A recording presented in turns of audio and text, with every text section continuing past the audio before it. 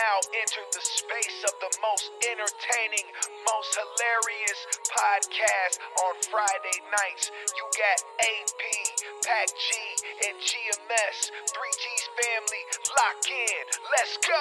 3G's, 3G's, 3G's. We the 3G's, 3G's, 3G's. We the 3G's, 3G's, 3G's. We the 3G's, 3G's, 3G's.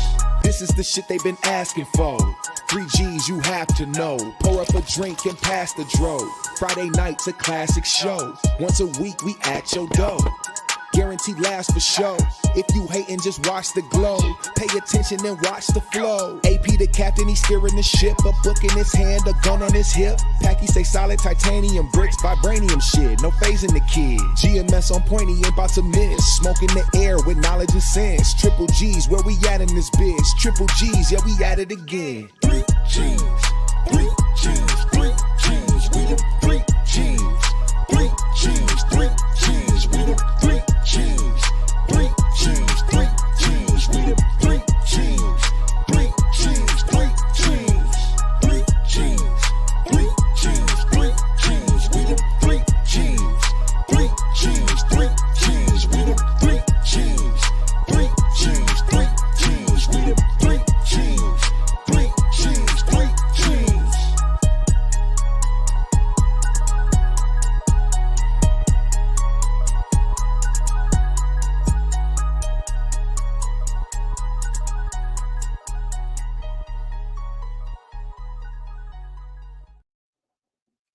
Yo. Hey, Yo. what's going on? What's up, Happy 3G Wednesday. family? Happy Wednesday, everybody. What it do? Happy Wednesday. Hey. Yeah. Dude. What it What do, up, what y'all? up, what up, what up? What's the word? Welcome back, Pac Jizzle.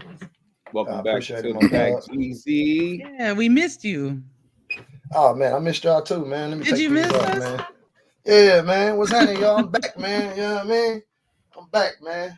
Shout out to the 3G's You know- family in the chat already, man. Jason with a Y, Anthony Blackwell, Hot One, T-Fam One, OG Mott, The Last Unicorn, Glow, all of y'all, man. What's going on? Hump Day, Hump Day. Hump day.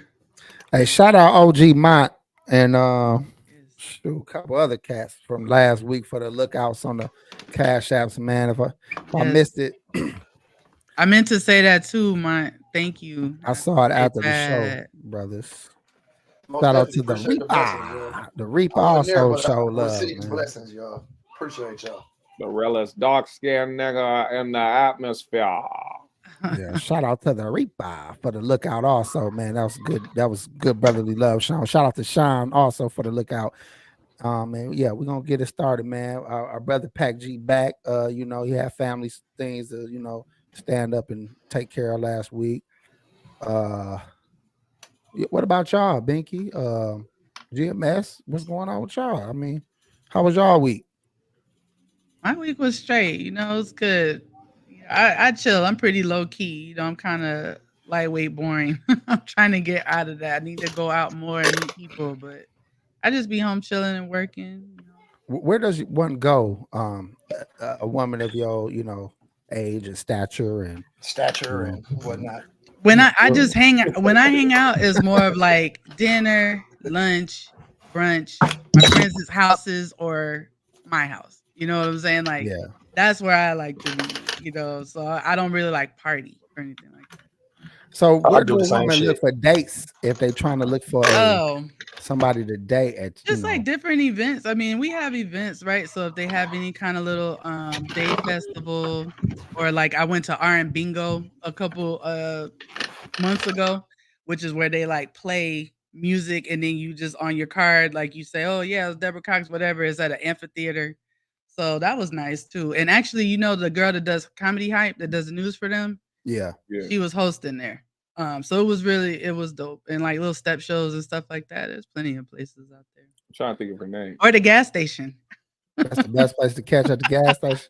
Yeah. I'm trying to think if I was giving a woman 30 years plus advice, where to go to catch action. That like some action that's the thing too. What's the action for? Is the action just for sex or is the action for a potential relationship? I have to ask that question first. Like, what is it for? What you think, Pac G? If you want action for sex, go to Walmart. Walmart be popping. Walmart be popping, and they be going. You ain't even got to do nothing, bro. They approach you. That's the women, though, right? The women or the the men be approaching? The women. Yeah. The women. You know, that's for guys. I'll say this: how a woman can catch sex or somebody to date. Y'all women gonna be like, for real? That's it. Smile at a nigga right in his face. Look him dead in the eyes and smile. You do that shit 100. You fuck 100. Y'all do that shit 10 times a day. Y'all gonna have 4 niggas actually hollering at you. That's the problem. On your ass though. On your ass though. Like literally, that's the problem. Literally, because I say this: the most things I get compliments on are my smile and my eyes. And so if I'm talking to someone, I do look them in the eye when I'm talking to them. But a lot of men are just like, it's something about your eyes and you have the most beautiful smile. And it's like, well, I'm not trying to flirt with you. I'm literally just friendly and I'm just looking at you while I'm talking to you. And don't get it fucked up either. Like a man don't look at a person smiling and be like, oh, she look like a nice gal. It helps for us to feel like we can approach you, but we really looking at it like, she's smiling at me with her pussy, Ricky. She's looking at my balls, Ricky. like you look at it a whole other way. But unfortunately, that's the key to get a guy's interest. You know what I'm saying? That's what happened too. The dudes go back to their friends like, ooh, man, I had her moist. She was moist on me. Did you see her? She was on me. Be extra hype too. To just be some friendly shit. That's probably why women don't smile. We just answered the reason why women be mugging the fuck out of us, because they don't want to open the gate or the door for us to go and think that it's more than what it was. You know, ain't that the plus, G, like, nothing, nigga. You know, a lot of times niggas be thirsty, G, super thirsty. I feel like thirsty is the niggas that's hollering at bitches with mugs on their face. Like she clearly trying to avoid eye contact. She trying to avoid a conversation, and you still trying. I feel like that's thirsty. You seeing an open window and you peeking in there and seeing if there's anything good in there. You know, that's just normal reaction. Like it might be some pussy in that window. Did you bitch might got pussy in that window. She might not got nobody at the apartment with her. She might be living alone. Hey, niggas hear that. A creeper, a stalker, and shit. Nigga, when you hear that, I'm sorry, GMS. When you hear that the chick ain't got nobody living with her, nigga, that is like, you ain't got no kids. You live alone. No, you can't. That don't happen. But you hearing that shit, man, that is like, I can't explain it, dog. That is amazing. Huh? You just saving so much money on goddamn gas and rooms and and snacks for the kids. Just unnecessary. Little Caesars ain't gonna see you in a long ass time. You know, you just made me think about a tweet. I'll read it later though, but you know, it's kind of along those lines of like dealing with a woman with kids. But I'll read that later. But how was your week, GMS? My week was regular. Yeah, is that good? Yeah, work. You know, staying on track, keeping my mind right. You know, same old. You know, pushing forward, continue to push out videos on the channel, man. You know, I took a hiatus for a little while, like a couple months, but you know, we back at it, man. I'm gonna be putting more videos out, more lives, do some other stuff like that, man. I got a lot of things I'm planning on doing. I got a lot of things in the works, so. Shout out to the GMS show. Oh yeah. For sure. Appreciate you, man. I got to get a retwist, man. You know, I got all this new growth in here. I know. Yeah, I told you. You got any hairdressers out there? Any girls that do hair? Anybody like that? They probably see my shit like, "They get your shit retwisted." But yeah, it's coming. I'm doing it. Hey, Soda Slim. Hey, everybody. Man, what about you, AP? How was your week? Man, my week was fucking amazing, man. I went to Cancun. I'm out here looking like a real Indian. I can't, y'all can't see it that good. I got the light on me, but I came back. Yeah, you was on vacation. How was that? That shit was fire, nigga. Them damn Mexicans them some amazing people, boy. Them some amazing. Yeah, for sure. I came back yesterday. You want No, to that- know? They start Bro, speaking to you in Spanish. thinking you can speak back. man. They actually, I was on my Spanish like a motherfucker, dog. I was on my. I had learned about 5 phrases, and I was repeating the fuck out them bitches. And then, this is a true story, nigga. I had went and picked up some Chinese food yesterday, dog. The Asian lady handed me my shit. I was like, gracias, señorita. I was still in mode, nigga. This was the Asian lady. That's She the shit you should bilingual have been now. doing. But gee, I was still in mode yesterday. I've been saying gracias and shit all day and shit. Listen, once you start, you just keep going. Like literally, it's hard for me to just say thank you sometimes. Like it's always gracias and de nada in this house. You know what I'm saying? Hey, Pete, I ain't gonna lie.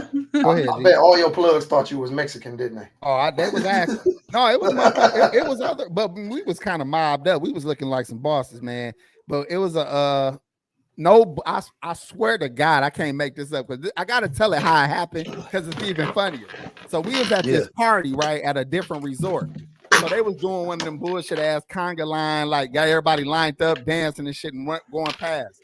We in a little section. We got a section, bottles and shit. We just mobbed up, sitting there like players. No, but we right at the edge where the rope is. Yeah. This motherfucker comes back. He dances past like, any of y'all got weight? Nuh-uh. Swear to God. All my kids. No. Any of y'all got some weight?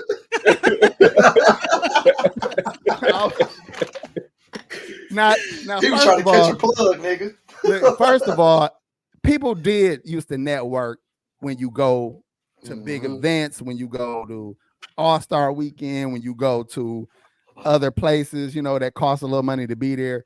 But nigga, this 2000, what is it, 24? 24. Yeah. No, nigga, don't nobody got no way. You know what I'm saying? The feds be at them same events. Yeah. Asking the You know, same questions. Asking the same goddamn question. And everything is filmed now. Everything's on camera now. He looked at us like I was lying and shit, like, bitch ass nigga. Bitch ass nigga, I know you got it. He danced right off on you. Nigga has the pink balloons in his hand, like. Two motherfuckers had recording devices in them. Like, He had nigga, a folded up 20 and 2 fingers like this. He said, anybody got some? Nah, he was Smell looking, this shit. nah, he was looking for the plug, not nothing to get high on. He was looking for the plug. Oh, that nigga trying to get on. But you know, it was a good time. Other than That's that, how you dog. shop around back in the day. You don't do it like that, bro. You just hang with niggas. You hang. Typically, a plug would approach you. If you really was trying to get it like that, you go party. You spending a lot of money. You looking like a lot of money, and the plug is watching you like. And Where the you plug from? heard about you already. Yeah, where you from? So, Oh, you from whatchamacallit? Okay, I got a homie there. I'm gonna call her, and then they find out about you a little bit. I would, if they intelligent, you know what I'm saying. Even that ain't good. You know, everybody working for the feds once you got keys. I damn near feel like you got to join the feds to have bricks longer than a year. Bricks. Yeah, bro. You got bricks longer than a year. You had joined the federales, motherfucker. And everybody who had bricks, a lot of them niggas got federal sentences. So this how you really like supposed to. Hey, you supposed to walk past like, are you Jay Reed? You have the name. No, Jay Reed is all fed niggas, all undercovers now, niggas. Oh, really? You ain't no Jay cop. Reed. You ain't no cop, Jay Reed. So how was your week, Pac G? Hold on. Last name first for the $5. 3G's 100 in shout out the to them. rotation now. Thank you, brother. We appreciate that. We should be, bro. You know, you can make your rounds, hit all the shows you love, man. I hope you telling other people that it's, you know, it's something to watch over here, brother. Yeah, last name first is GMS family. So yes, please be in the 3G's family. Yeah.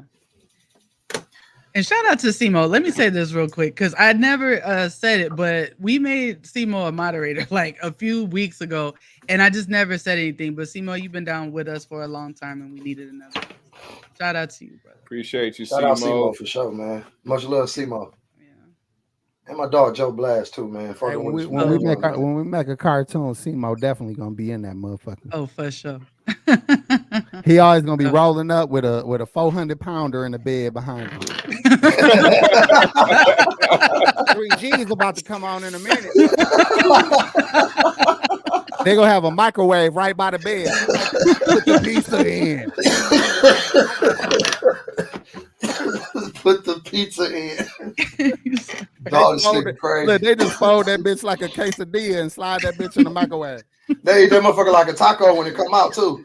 They about to eat a soggy She ass put pizza, wings in G. it. Hey, she put wings in that motherfucker and all kind of shit. The paper Roll it, burning get in the there on fucking fire. taco. Got the paper on fire and shit. It's He gets better slapped in because it's back the of air head. fryer. It's the air fryer. And they got all the appliances on one motherfucking extension cord in the room and shit.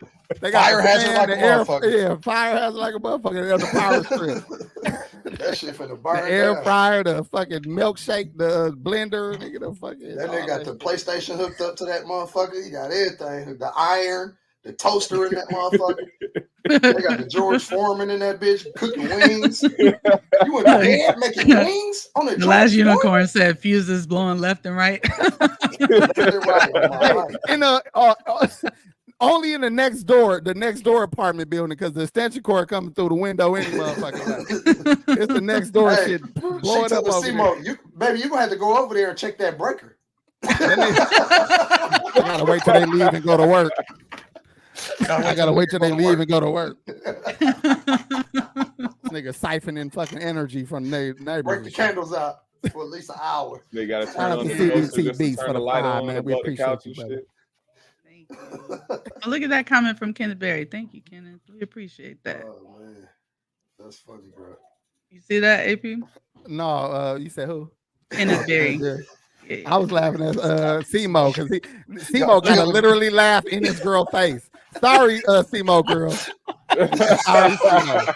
Y'all in the show now. She I love coughing like a Goddess motherfucker. Robin. She got a meatball in her throat right now. Trying to get hey, you gotta jump on her chest to do the Heimlich on her. Jump up and down on her motherfucking stomach, G. You are Yo. yeah, yo. 3G's. No, is said the Simo corner holding block. both her hands, just jumping up and down on her shit. I got you, baby. I got With the you. blood, right? This shit happen all the time. Oh, Big ass. Oh shit, dog. Then she did, hey, look, then when she catch her breath, she like, get it. Don't just let it. She's like, I can't find the meatball, but get Five second it. rule. 5 second rule. You better get Oh, that snap. motherfucker.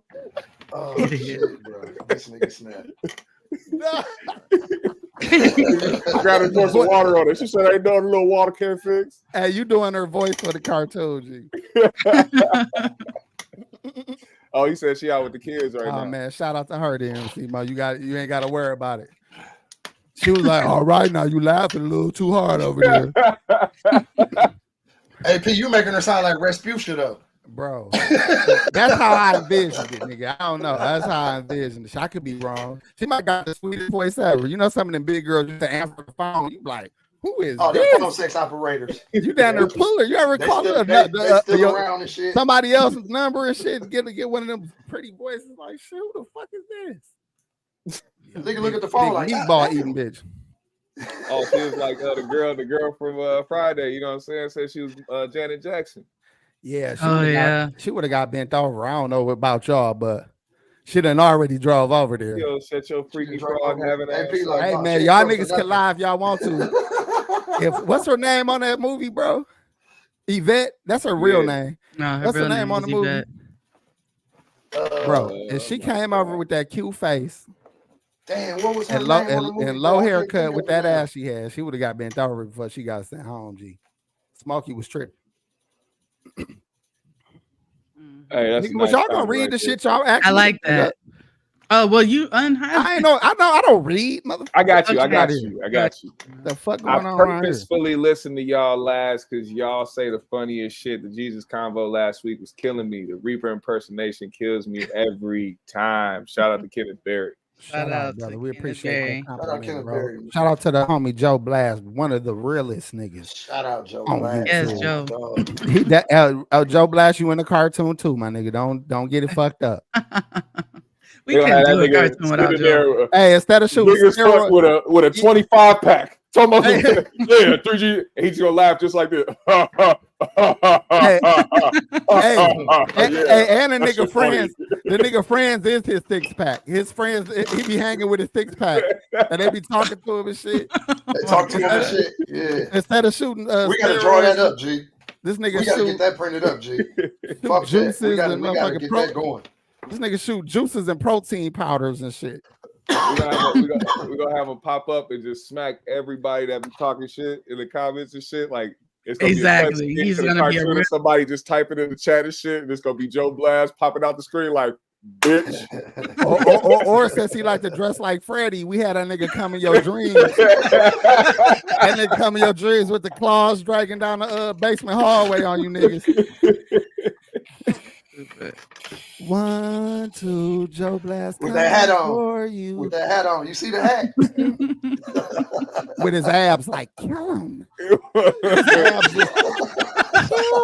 No.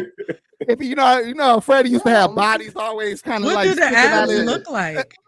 like bodies trying to get out. Like this nigga got built, this nigga stuck in his And ass. like moving around. That's what I was saying about Wack 100 Dash yesterday when he be getting the phone because Boo was making fun of his face, calling him a crater face. I'm like, that nigga Boo, Wack got on the phone and his homie said, yeah, Boo Kapone is gonna be at a local bar doing the Freddy Krueger voice and shit. That's what his craters was saying. No, that's what he was saying. That's how he That's talked. what his craters was. He said that's what Craters. craters was speaking. I lost. I was like, This nigga got 5 craters with different voices. He got that pizza face, bro. Oh my god. Bullshit.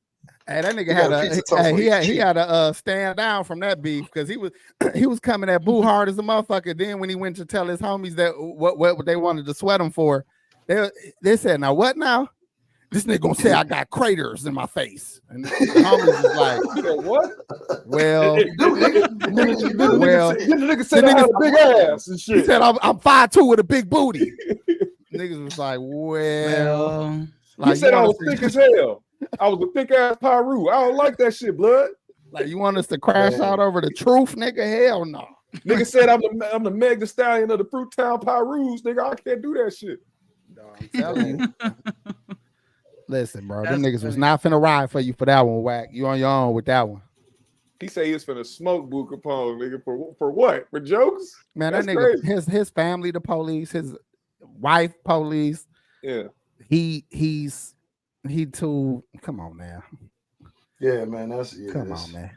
That shit was wild. I wanted to ask y'all live on air what y'all thought about that if y'all did see the altercation. For one, the altercation and the whole Wack 100 shit is whole separate. Clearly, Boo was drunk and got tossed out of a bar.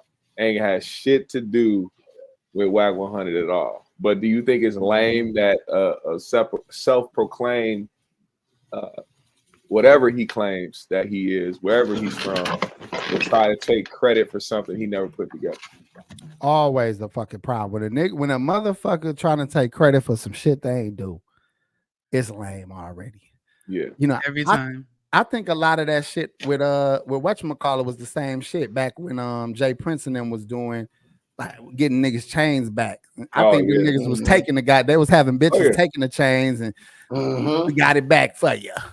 Like that's that extortion shit. Cause it's like, well, see, next time you gotta come and pay us if you want to be safe here. That it's just But a you know, trick. they've been on that. Them niggas been on that for That's a what while, Wack and though. them supposedly be doing, or Big U. That's supposedly how they move, where they extort.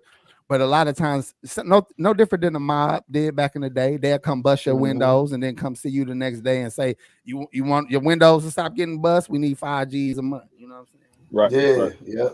yeah. You want your business to be prosperous, you need to pay us. And that's a crazy game because then you got people like Big U trying to play like this character that he's some, dude who's for some type of positive change. But then you start hearing about different things that he was involved in or currently possibly involved in. It's like these niggas be putting up a front, man. You can't trust nobody out here talking about they trying to do shit for the youth or trying to do shit for black people, trying to do shit for any other agenda besides getting money or doing some horrible shit in the background, Yeah. The sad part is that extend from the streets to the pulpit. It's a lot of pastors. Hey, Pac, I keep muting you because your chair, G. Either you oil that motherfucker with some WD-40 or put some baby oil and drip that shit down the side of your goddamn roller, the wheels on the bottom or something, G. I'm just trying to keep the audio decent, nigga. It sound like you sitting on a goddamn bag of chips, nigga. I got you. That's all. I got you. But, all right, G. I done lost my fucking You train was of talking thought. about to the pulpit. It's Oh, From yeah, the yeah. streets to the pulpit to the politics. Yeah, it's a lot of people that, you know, they act like they for the bottom, but they really just be siphoning money from them, pocketing majority of it, and then putting out some kind of bullshit event to show that the money did something. Like if you ever Right. did the math on the event, let's say the Crips. Let me not say the Crips. I don't want no problems Yeah. with no knucklehead niggas. Don't say- Let's say the Slips. There's The an imaginary gang called the Slips, and they do like an event and they raise $100K. Then they put together this block party, and it looked like they did all this shit for the kids, and they got book bags and they got pencils out there, knowing damn well everybody using motherfucking computers now. But then they got some hot dogs and they got some motherfucking chips. If you actually was sitting there doing the math on what was spent, you like, this shit got done for a stack. You know, maybe 1,500. Right. What happened to the other 990? You know, so $99,000.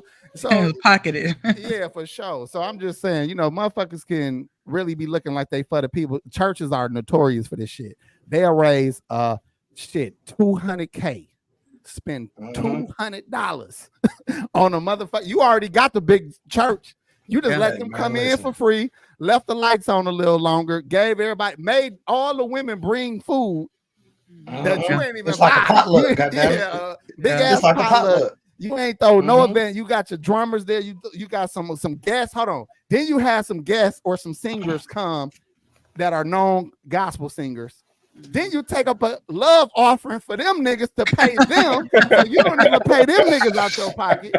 Crazy. Now you done hit the congregation for $100K, man, or better. Then he in the background talking about, so you better tell Miss Johnson to bring the goddamn styrofoam plates and cups. Last time was a fiasco. Then let's Like, wait a minute, Pastor? Ain't you supposed to provide this shit, Pastor? Why you got time machines in here? Not only that, when the testimony come where my mama, she's sick, there's, you know, they saying she need $5,000 for this, and if she don't get it, you know, she gonna probably die, and blah blah blah. The pastor like, y'all, let's pray, y'all. Everybody bow your head. Bow your head for Sister Let's Jones. Let's pray. Pastor got a Maybach yesterday. This nigga dropped 5,000 on the pulpit on accident, like how Bobby dropped his coke when he was dancing. He dropped 5G. Oh shit! That's 5 bands right there. Hey, he just keep dancing and scooping that. Hey, up there talking about, look at the Lord. Look at the Lord.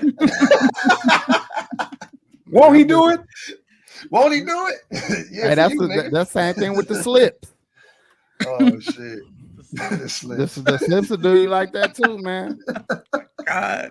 Like, yeah, we putting together a youth football game for the kids. Nigga, who bought a football?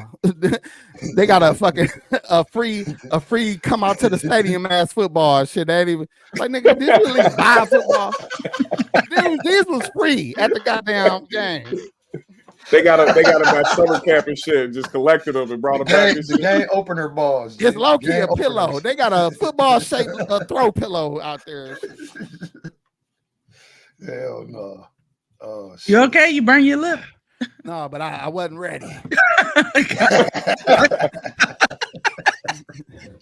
Look, Simo girl, like, yeah, that's what the fuck you get. He was looking how Goddamn Drake meatball. looked. Like, did you ever see how Drake looked I after don't want to Madonna never kissed look him? like or know how Drake looked. I don't Well, care. Madonna kissed him on stage. Oh, that look one dope, time. dog. Look at that It shit. Yeah, that's does. dope, GMS. I just had to change that. Yeah. Yeah, keep I that, like bro. that, That dog. shit dope I right like there. that. Yeah, keep people out your business. Hell yeah. Yeah, I like just that. I just made that real quick in like 2 minutes You while we did? was just sitting here. Okay, show off. My bad. I just didn't like the just pure white background, man. Oh, this is dope because you know people are used to seeing your background, and, you know, Yeah. GMS, everything. So this is Right. even better. I like this. Multitasking, my boy. That's what's in it. Yeah. Shout out to Toke Champs Podcast. Hey, Forest City, My Arkansas. brother. What's up, Toby? Hey, I Shout met some ladies on my we was on the little shuttle bus to the airport with some women from Arkansas. I knew it when I heard the bitch say ice. She was like, "Yeah, I had some ass." I said, "Ass, bitch, where you from?" You had some She's like, ass? Arkansas. Ass. They call ice. That's how they say ice in Arkansas. They say ass. Really? Hell yeah. Ass. Hey, am I lying? Some ass. Some ass. You gotta put some oomph on it, some Put some ass. ass in that. Put some ass on it. All right, what the fuck? All right, well let's get into the goddamn show, Yes, y'all. come on, y'all. I don't know. I wanted y'all to bring up this YBC shit. I don't know who the fuck that is. VD. Yeah, let's I don't bring even it know up. what I wrote Let's down. bring Is this a up Y the or a V? The goofiness of the world. That's gonna It's be your handwriting. I found it out. It's YBC Dul. DUL. YBC Dul. Okay. Well, fill us in, man. YBC Don't Dul. fill us all the way in because I don't know. Pause. Pause. like mother- Hey, let me just. I'm gonna put it to you like this. I don't know much about these niggas because we never find out nothing about these niggas till they fucking die, or if they do something fucked up in society to somebody else. But this guy right here, YBC Dul, got shot and killed in Philly. He was a Philly rapper, and the reason why it's being reported is because he went viral digging up his op's grave. Hey, yo, where the fuck Carney at, yo? Carney, where the fuck you at? Ah! Got no fucking tombstone. I'm gonna dig his fucking dirt up. Hey, yo, where the fuck Carney at, yo? So, inevitably, being one of those type of guys, it sent him to an early grave. And of course, he was one of those guys that was talking like nothing could happen to him. He ain't never been touched. He ain't never been shot at. He ain't never been nothing.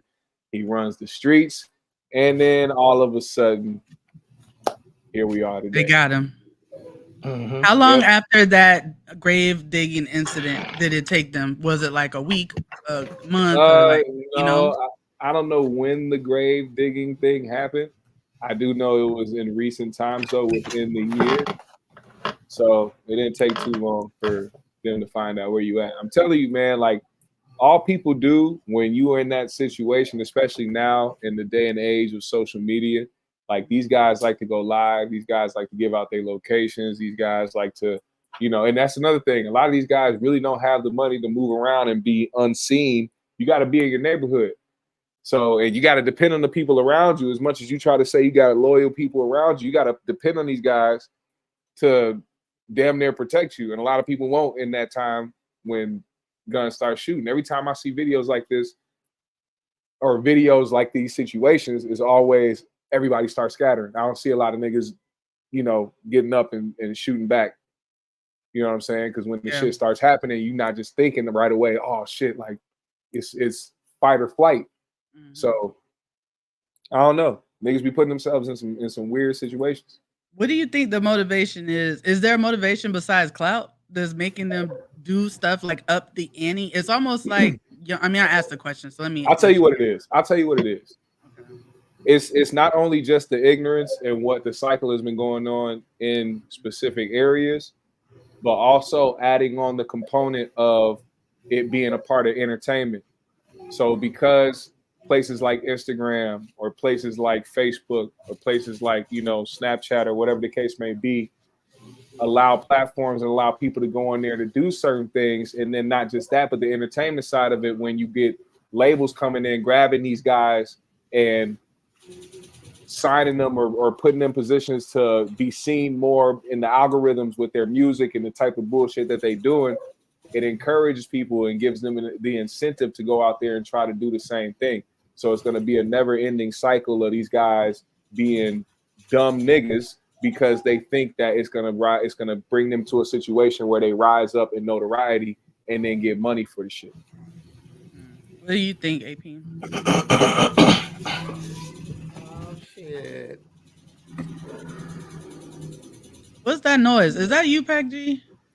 You got a choo-choo train, toy choo-choo train in the living room coming in? Hell no. I ain't got I just hear it. Yeah, I hear something. Hey, either way it go, man. Lil bro was doing a lot.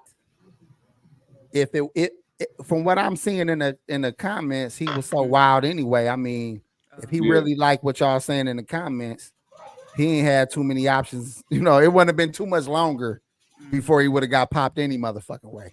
Because you ain't got it. You could be one of them late, like look at what's homie from Migos. Takeoff. You could be chill in a motherfucker, but if you around dumb motherfuckers or you you know, be amongst all that bullshit all the time, it don't take a lot, man. I don't know, man. It's interesting to see how many people die who didn't deserve it, or we at least assume don't deserve it. So when somebody who wilding like this nigga, I don't get it. Like that shit don't excite me. Like nigga, I'm more salty when somebody get hit by a car. Some lady was 38 the other day, got hit by a car on her way to work and killed, and the niggas that hit her jumped out and ran. They survived. So they was joyriding. Yeah, you know, and then how they do it here, they be going 100 easy. So like that type of shit makes me, you know, makes me think about something. This type of shit I don't give 2 fucks about. Yeah. And even digging up somebody's grave, I mean, nigga, like I don't know. Like, I don't even. Pac G, you go ahead and take this shit. I don't know what the fuck to say about that. Shit. Honestly, man, that ain't how I was brought up, and I don't know nobody that moved like that. That's this newer generation. You feel me? Even niggas that was in the streets, you feel what I'm saying? They definitely didn't move like that and wouldn't move like that. You feel what I'm saying? Like, especially with all this social media shit, because we done had these phones and all this old extra shit, nigga. We still had pagers. And if you get into it with a nigga, you just heard about it. You feel what I'm saying? You didn't see no footage. The police don't got no footage. Don't nobody got no information on it but the people that was there. You feel what I'm saying? Yeah. So we came from a different era. Now these. So you weren't doing it for attention like they are. You were doing it because something needed to be done or whatever. But that was it. It's either disrespect or a motherfucker robbed you or anything like that. You feel what I'm saying? Like it wasn't no, oh well, I'm just out here doing this shit for clout for this camera to get some notoriety. Like hell no, we didn't give a fuck. We didn't want nobody to know what the fuck we had going on. You feel me? So yeah, but I feel like this is like the juxtaposition, right, of like what women are going through or like female rappers are going through, right? So we have the guys trying to up the ante on their side when it comes to violence and stuff like that and attention. And then the girls, you know, are getting more and more vulgar for attention. So kind of, you know, what we've been saying before is only going to get worse because now they want to outdo the last person. One thing I do want to point out too, if you want to pull this up for me real quick, there's this guy named Brandon Buckingham. It's a white boy who, once again, just like somebody like Trap Lord Ross. And here's the thing, I don't have anything against people doing documentary style things and whatnot. When you have the content, go ahead, do the work, do the, you know, due diligence, you do what you do. A lot of these guys do a good job at journalism, so I can't hate on that. It's just what they're capitalizing off of. And it's a lot of the shit that they really don't know about, don't be around. They just have a fixation. And honestly, if you look at this picture right here, it shows you the average white hip hop fan who is infatuated with hood shit. This guy has no idea what he's around, but he wanted to be around somebody, make a documentary, get views and get paid off of going around these different places he's infatuated of. And right next to him is the YBC Dul guy. So he went around and did a documentary with this guy and was talking about the street shit in Philly and all types of different stuff. Like this is his post the day before he got shot and killed. He said, just dropped a video about the gang war in West Philadelphia. It's one of the wildest videos I've ever made. Nearly everyone is in jail or dead. That type of stuff is entertainment and is fun for white boys like that who are interested and infatuated with hip hop shit.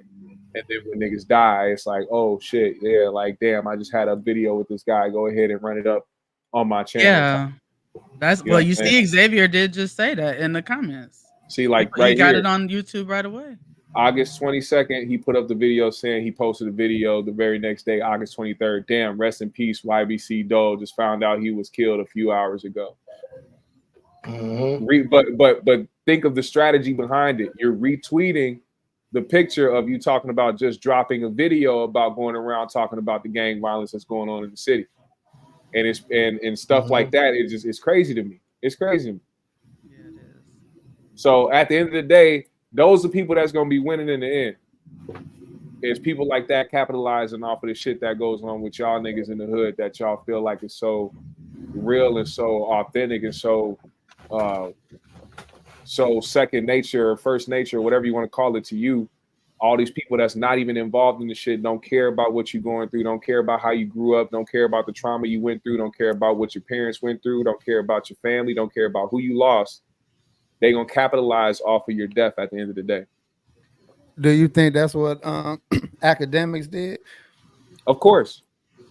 Do you think more black men that are not involved in that culture, that street shit, should take the opportunity to make more money off of it? No, I think that's where the reverse needs to happen, because the shit's gonna happen inevitably, but I think that it encourages more of the youth to go and do it when you see these documentaries come out. So it's like, oh, so and so from so and so that ain't no big artist, that ain't out here selling hundreds of thousands or millions of records and don't got millions of streams, but he got 3.5 million views from a documentary on YouTube. Oh shit, let me go ahead and, you know what I'm saying, get involved with so and so. Let me try to create some type of conglomerate with me and my friends so we can go around doing some fuck shit. Hopefully we can get put on and this is the thing. These guys are really in the streets, but making music to talk about what they're doing in the streets, to post it because they know that it's going to get views and they know that somebody's going to pay attention to it and pick it up somewhere. And like with somebody like Academics, when he was doing the war in Chirac, I feel like he all of a sudden found some type of moral high ground when it came to not getting involved with doing those type of, documentaries or things like that, because he started realizing that not only was people, blaming him for a lot of things that was going on, but then he probably started feeling responsible for a lot of shit that was happening. And instead of doing that, he would just rather report on what's happening already instead of being like, trying to hype up or try to, shed a specific light on that type of shit. I heard you, G. I still feel like we get mad at the other cultures that do it. And we was talking last week, Binky had brought up how should black folks separate from, the different cultures within the black community or whatever. I almost feel like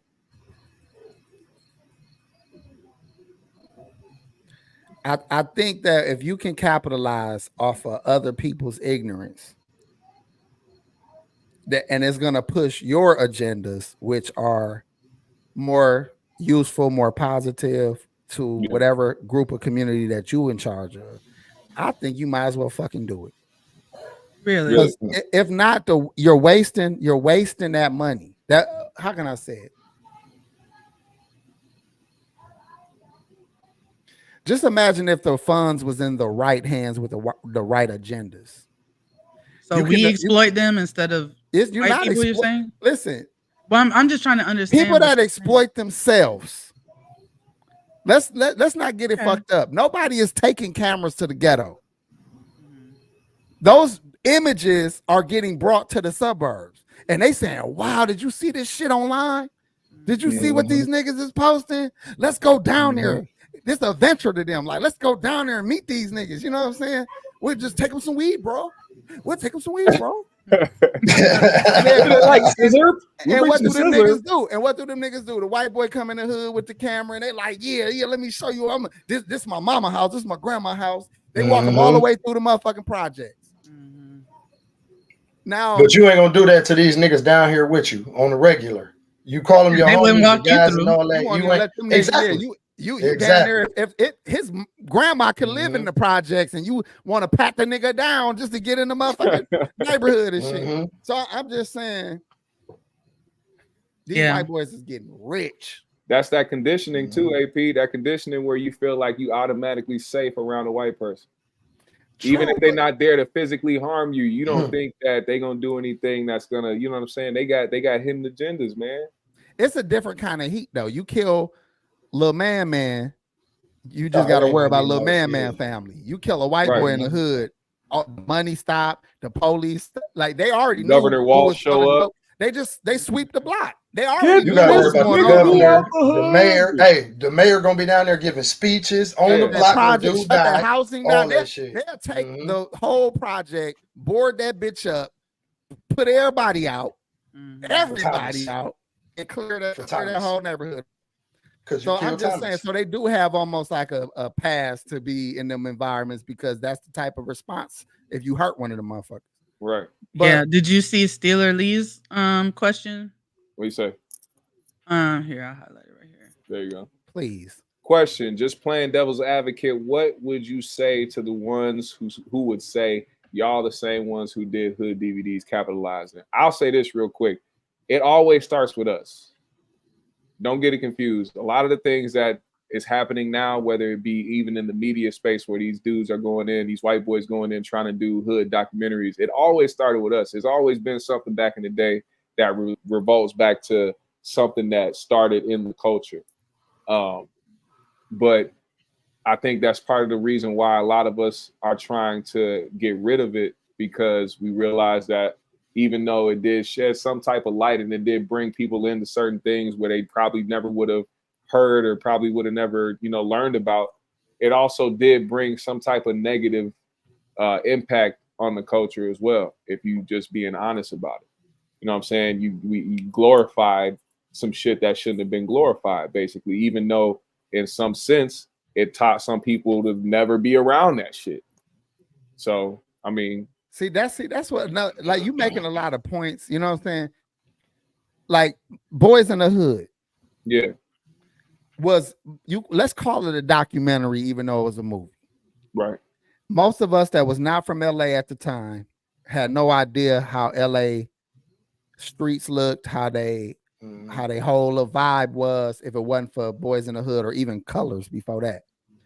So when you saw Colors or Boys in the Hood, but you got John Singleton now, a black person, y'all use the word exploit. I say that I wouldn't call that exploitation. He took something that was widespread in that area that he in and told the story, but he also told the story in a way that should deter any sane person if they watched it. Right. Any sane person watching Boys in the Hood should have took away that this ain't the life you want to live. Regentrification, he put that message in there. He put all that single parenthood. He put all the issues of the black community at the time in that movie as a message. So all the sane people should get that and say, I don't want to live like this. Yeah. But because so many niggas is insane, they took that shit and said, man, they start mimicking these niggas. You know what I'm saying? Right. They saw how good the movie was and ended up wanting to go around calling everybody a mark ass trick and shit. Like, or they see the nigga with a gold chain with a Mac on it. They like, I'm finna get a Mac on my chain. You in middle school with a Mac on your chain. You know think about Menace to Society. How many niggas wanted to be old dog? Now look how many niggas is old dog. Old dog was a teenager in that movie. And now how many teenagers are moving just like old dog? Like old dog, yeah. Fucking Kia boy ass niggas.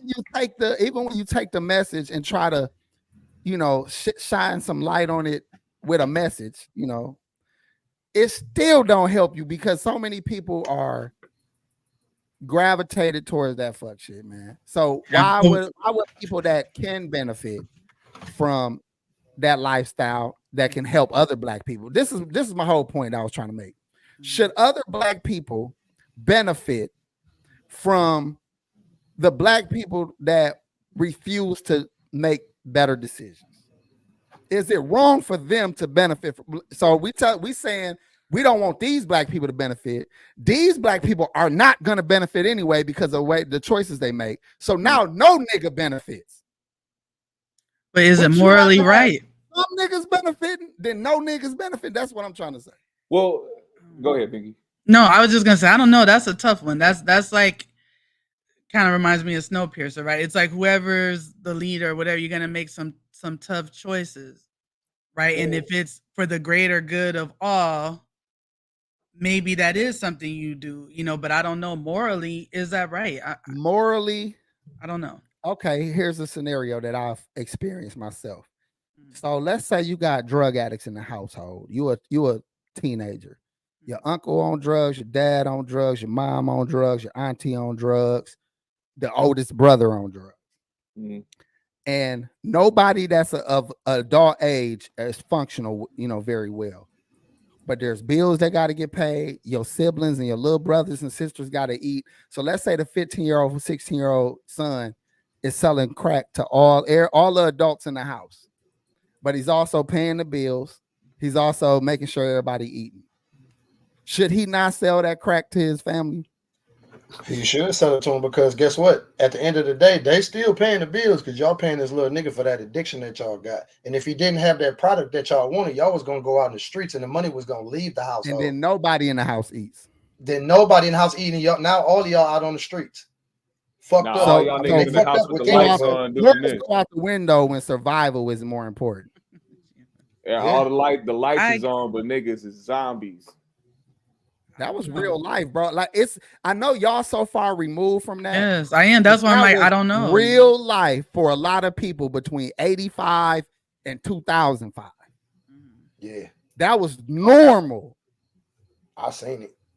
But it kind of got away from that. Like it's because the drug addicts are dying out or they're switching their drugs. They're switching to party drugs. See, I believe that household looks different now.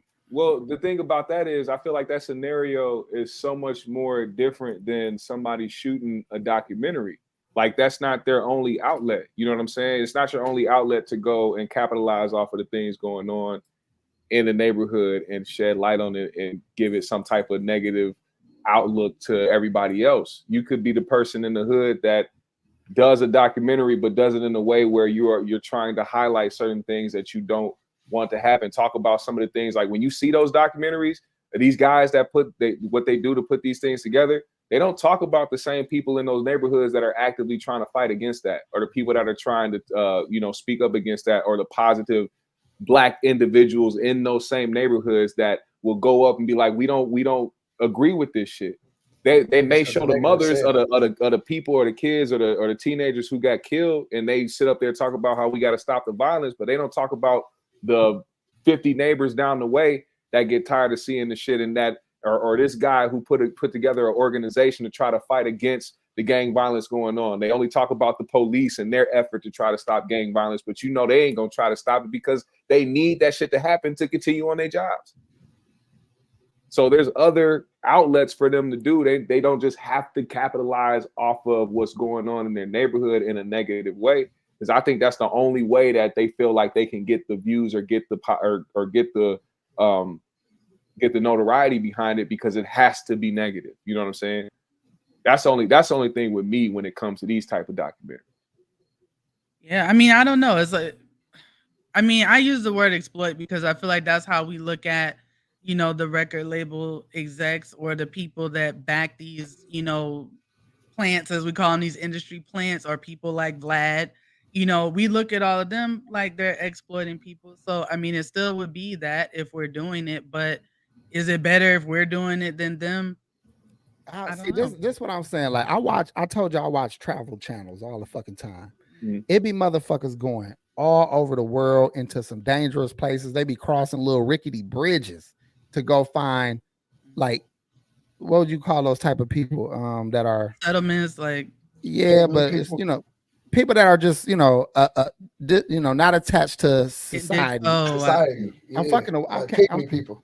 Yeah, like that's an example, but I'm at a loss for the word I'm looking for. But they go above and beyond to get the story of unknown peoples, and these be white people, indigenous. Thank you, Last Unicorn. Indigenous people. Yeah. So they'll go up mountains, cross fucking valleys and shit, and in jungles to go get the story on these indigenous people, and they'll live with them, and they'll catch a disease, and they'll get bit by a tick and all that shit, and come back so they can tell you the story. Yeah. Would you call that exploitation, or would you call that curiosity?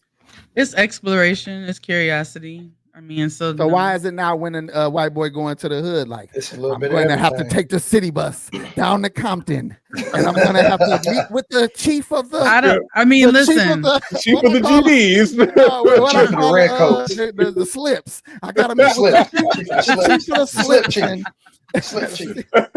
See if I can get a ghetto pass. I got a meeting with Slip Chief. We're going into his auntie house. She's making tacos. I feel like that's the most fucked up part too, AP, because I feel like a lot of niggas in the hood will give a white person a pass first before they give any random black dude a pass. For sure. Like, it's true. How do we know that? It's true. How do we know? Because it? you Because going y'all on not one visited? the only Y'all people haven't checking visited in nobody? these places is And not be black from over there. rappers. How many times have we heard Come on, MGK Jimmy. or Post Malone or Mac Miller or even the nigga back in the day? What's his name? The dude from Houston. I forgot his name. Paul Wall. Not even Paul Paul Wall, Wall? but somebody else. Either way, Paul Wall white too. We ain't never heard of these niggas checking in nowhere. You ain't But never heard a story about and these y'all people have having to dated girls stop. in the hood. Nobody stopped you and said, "Where you from? Who you coming to see?" Oh, that's a possibility. That's a possibility. That a is big one. definitely a Huge. possibility. That's what I'm saying. That's I why don't say, walk like, into you can't bitches' just- houses with my hand on my motherfucking gun. Yeah, hell yeah. In my Man, pocket, listen, hand dude. on my shit. You try to what's up the niggas, you Hey. like, what's up? What's up? Hey, P, you give them the head nod, G. You just Yeah. give them the what up. Mhm. What up? That's all you What's do. up, what's Keep your up? hand on your heat, though. You down there what? Hey, don't let that bitch take it forever to come to the actual door. You like, Damn. "Eh." What am I Come on, thinking, bitch. man? What's the white rapper? He used to be with 3-6 Mafia all the time too. Lil White. Lil White. There we go. Thank you, Pat. Lil White. Lil White. He's Some of gonna these wake up at guys 2 in the really, morning some of and these say, guys was coming up during a time when a lot of this shit wasn't no, oh, we got to get the white suburban kid from you know wherever and try to have him cosplay. Nah, these white niggas was around with all the shits too. They didn't have to take it like, nowhere. I ain't right about never that, heard GMS. about nothing like that. But I y'all got act homies like that I grew up with that's y'all white. can't go into a hood and say, straight to the hey, hood. as a black boy, be like, my name is such and such. I do documentaries. I want to do a documentary on y'all. Most niggas will be like, hell yeah, shit. You know what I'm saying? Like, Nowadays, why AP. would they turn down a black boy? Listen though, AP. Like they Nowadays, would. Like, they let's would. be honest, man. Like, you just gotta do it. You gotta have the foresight to do it. You wasn't interested in documenting them because you know them. You got I have cousins a like question that. for And you, AP. you and your little guys like that. So you only documenting yourself. I got a But question listen, for go you. ahead. Oh, go ahead, GMS. Go ahead. Here's a quick question. Do you think that if this is a serious question, do you think that YBC Dul, whoever his name is, sitting on the corner with white Chad dressed as a suburban white boy with a camera doing a documentary is going to provoke somebody to start shooting at this nigga, or would it be the other way around if it was somebody that looked like me with a camera standing there doing a documentary? You think somebody let off shots then? Or what do you think the case may be? You think they'll be more inclined? Is your question that will shots get rang off? Because are you saying they'll see a white boy with a camera and not shoot at niggas they got problems with? Yes, because it has not happened yet. No, you I out don't know your what fucking hood. I mind. don't know what hood It's you from. newscast. happened yet. Niggas, the Guess what? newscasters have caught Everybody niggas getting getting hit. shot at while they out there Everybody getting hit. interviewing. I don't If think they would somebody do is it. shoot shit. Everybody getting I'll- hit. Shit, if it's on, Everybody it's getting hit. on. They don't give a fuck if it's a little white boy with a Everybody camera or getting the hit. fucking Grandmama, newscast. Kids, they don't care. Listen, niggas Bro. don't care. Grandmama, kids, white newscasters, nigga. Nigga, they It could shot be up the our governor, nigga. the Bucks championship. They shot up the whole motherfucking street down there by the Oh, look, stadium. Xavier said Nothing they but shot at police the. down there, and GMS, they was, listen. all the fucking news was down there. He GMS, said these in niggas that beat white up boy the mayor, documentary my they nigga. shot at them. Oh yeah, they What beat you up say, the Katt? mayor. They beat up our These mayor niggas coming beat up from the the mayor, nigga. Bro, don't Two say doors what from you're his house, saying. nigga. Wait, That's was Two not that- doors correct. from his house, Was that in nigga. Where he live Milwaukee? at? Yes. Yeah, because y'all Yes, niggas yes. are fucking Yeah, bro. psychotic. That's anywhere, They nigga. whooped The the ghetto mayor, is bro. everywhere. G. The ghetto is everywhere, bro. Swear to God. Milwaukee is full of psychotic gangbangers. You guys beat up the mayor. They What the whooped fuck the mayor, is wrong nigga. with y'all? Well, he tried to defend somebody, and he tried to got be a balled hero, out. and they just mopped him They anyway. told him Hey, he should have GMS. stayed out of it. That's Hey, Hey, horrible. GMS, it was a few years ago, right? It was this motherfucker running around on the Not east to be side a calling martyr. himself a vigilante, right? Trying to fight crime. Oh, he got his ass popped real quick. Niggas went Yo. dude. Did he have a uniform, Packy? Did he Yes, have he like did. an I outfit? swear to God, he did. The nigga thought he was some kind of superhero or something. They popped the shit out his bitch ass Black right on man. the east. No. Some little niggas. Some little No. niggas popped him. A white dude. I was like, why would his goofy ass do that? Because Nigga, he wanted to protect his community. He wanted to make a change, Listen, and he you was can't willing do to that without a sacrifice gun. himself. Nigga shut up in a So Deadpool mask. obviously you He can't. got smoked. You can't do that That's without a fucked up. gun, nigga. You ain't got no powers, nigga. You ain't Superman, bro. Your ass getting popped, nigga. Fuck what Listen, you talking people about. are crazy. Are What we would still y'all on this? so what would y'all do? Hold on, my last question, because this is very interesting to me. And I like y'all inputs on this shit. What would y'all do if an actual vigilante came to surface, and he wasn't no regular vigilante, but this nigga had an arsenal, and this motherfucker was going around all known gang hangouts and smoking everything walking. I'll tell all my friend gang members, hey, y'all better renounce your throne right now because dude ain't fucking around. I ain't been a G my whole life. I love you, folks. I love you, folks, but we ain't doing that. I have not been a gangster my whole life. We ain't doing that, G. Nope, we old men now. Nope, no, folks, you can't do that. Nope, hell no. We old folks now. Renounce your hood, nigga. He coming for all y'all. That'd be scary. Oh my god. Niggas got band-aids over their hood tats and shit over their pitchfork and shit. Like, is that a pitchfork under your band-aid? Like, no, nigga. I ain't from over there. I ain't from over there. He said, no, that's a dinner fork, nigga. I love to eat. I love to eat. I be hungry. You know, I went to culinary school for 2 years. That's what this is. I went to culinary for 2 years. I didn't finish, but I went for 2 years. That's what this fork for. Oh my god! I said, did you know I went to culinary school? Oh, that was fucking brilliant, nigga. He said, chop it to the face. What you gonna tell about the rape? Oh, you talking about that old thing? No, man, I was in the garden club at school. We said that old thing. Yeah, man, it was only 4 of us. You know, I'm the last one alive. Everybody else went to jail. Unrelated. Oh, this nigga got me crying laughing. Though. You kidding me? Oh, snap. That nigga said that old thing. I got my cheeks hurting. Oh shit, bro! I'm there crying, laughing, bro. You know how many niggas? You know how many niggas was just about to sell their last pack and go to school? Like I was gonna sell my last bag and get to school and shit. Now he got shot by the vigilante and shit. He had equalizer and shit. In 1 week, he was just about to go to school and shit. Yeah, but you know, little JJ got hit by the vigilante, man. He was about to motherfucking graduate. That's how those movies go. It's always the tragedy, you know, like somebody was about to retire or whatever, you know. Oh shit! Bro. Let's move on from that, man. Can y'all tell me about the Florida teen that killed his girlfriend's dad? After he was told to leave. Tell me about GMS. Pull it up, GMS. I'm going to read about it. But don't like click on the story. Just pull it so we can see the picture. Okay, gotcha. You must watch Bad Boys too. What? No. Okay. So, a 44-year-old Pompano Beach father named Keith Poole was shot to death in front of his 3 children after he confronted his daughter's 18-year-old boyfriend, LaJuan Jones Jr., for posting inappropriate photos online. Okay. According to the Daily Mail, LaJuan Jones was in a relationship with Poole's daughter, Jessie. So Keith Poole allowed his daughter's boyfriend to live with him and his family. However, things turned tragic after Poole confronted his daughter's boyfriend about inappropriate social media posts regarding photos concerning him with a firearm.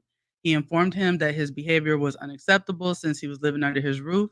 Words were exchanged and Poole asked Jones to leave the residence. While Poole was in the doorway, Jones allegedly took out a firearm from a crossbody bag and fired it at Poole, striking him in the chest and face, all while his 3 children witnessed. That is the story. And you see his daughter in the background in their house.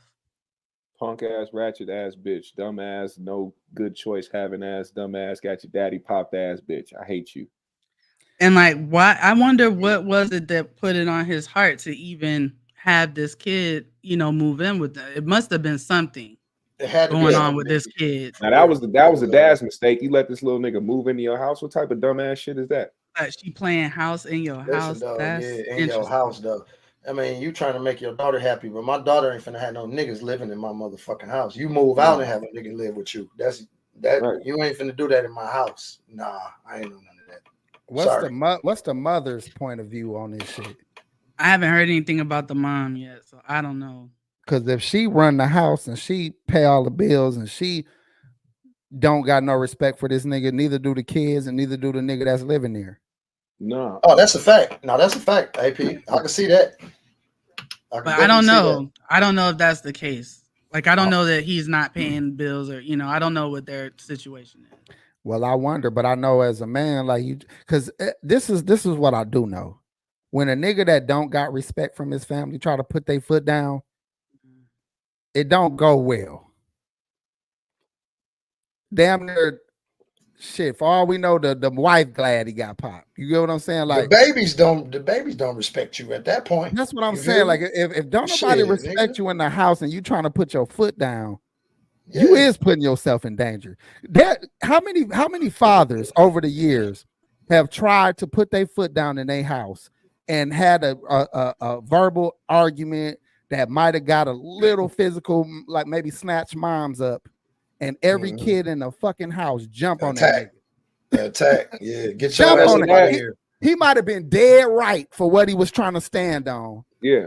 But because he had no respect from the family, how They dare don't you fuck put with your foot down, nigga? How dare you try to Yeah. tell us what to do and you ain't on shit? Get him. You know what I'm saying? This Get the 'em. whole On my life. That's a the fact. daughters, That's a the fact. son. Yeah. You done touch But what my if that's mama? not the case in this case? Like, we don't know. So We don't Okay. know. Yeah. Well, let's think It's of the all other. Let's think speculation. of the other like that he's a possibility. stand-up dude. Like, Let's what say do he's we- a great guy and Yeah. he's been close to his daughter her whole life. And then he sees a young man in trouble and he gives him help and let him come live with them while his daughter, who fucking him, is in the same house. Okay. That's a red flag. That's why I can't get this nigga the pass y'all Yeah. trying to give him. Yeah. I'm That's not trying to give him a pass. dumb I'm just motherfucking choice of a wondering stand-up guy. Folks let are a trying to nigga- give him a pass. I ain't giving him shit.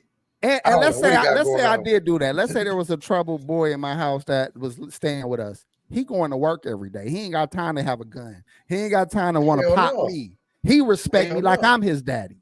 Cause it's a privilege for you to be here, little nigga. Yeah, and we gonna move this gonna rap, along nigga. like you one of Yeah. us, but you gonna have to move like one of us. How do that situation turn into you shooting me?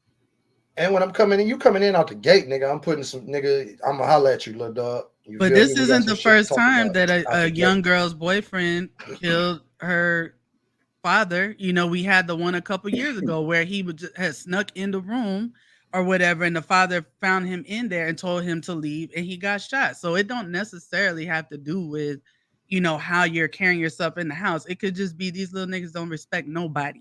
I mean, that's of course That's a a point. big thing. That's a point. But it go back to what I'm telling you. You will not have a nigga that don't respect you in your motherfucking house. Right. If you have a say so. Yeah. But if the mama saying he's living here, nigga, you can leave. Damn, That's her boy. That's her boyfriend. She pregnant by him. You can leave, nigga. How many bitches would come at they nigga like that because these niggas really ain't be standing on shit at home? The bitch is like, nigga, you can go. Out here like that, so it be like that a lot. There's plenty lame niggas More out than here like motherfuckers that want to admit that niggas do not be having no control in their motherfucking house. And At niggas all. that do will not have a disrespectful young nigga in their house.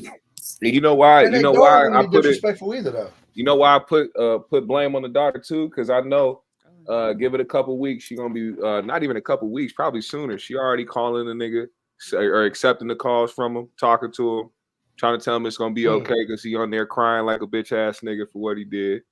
You know what I'm saying? And she gonna be there consoling him. Her dad is all the way dead, but you over there trying to still have a connection with the nigga like that. That'll definitely be the tall tale sign that there was no respect in that house in the beginning. That is definitely possible, GMS, because they fleed.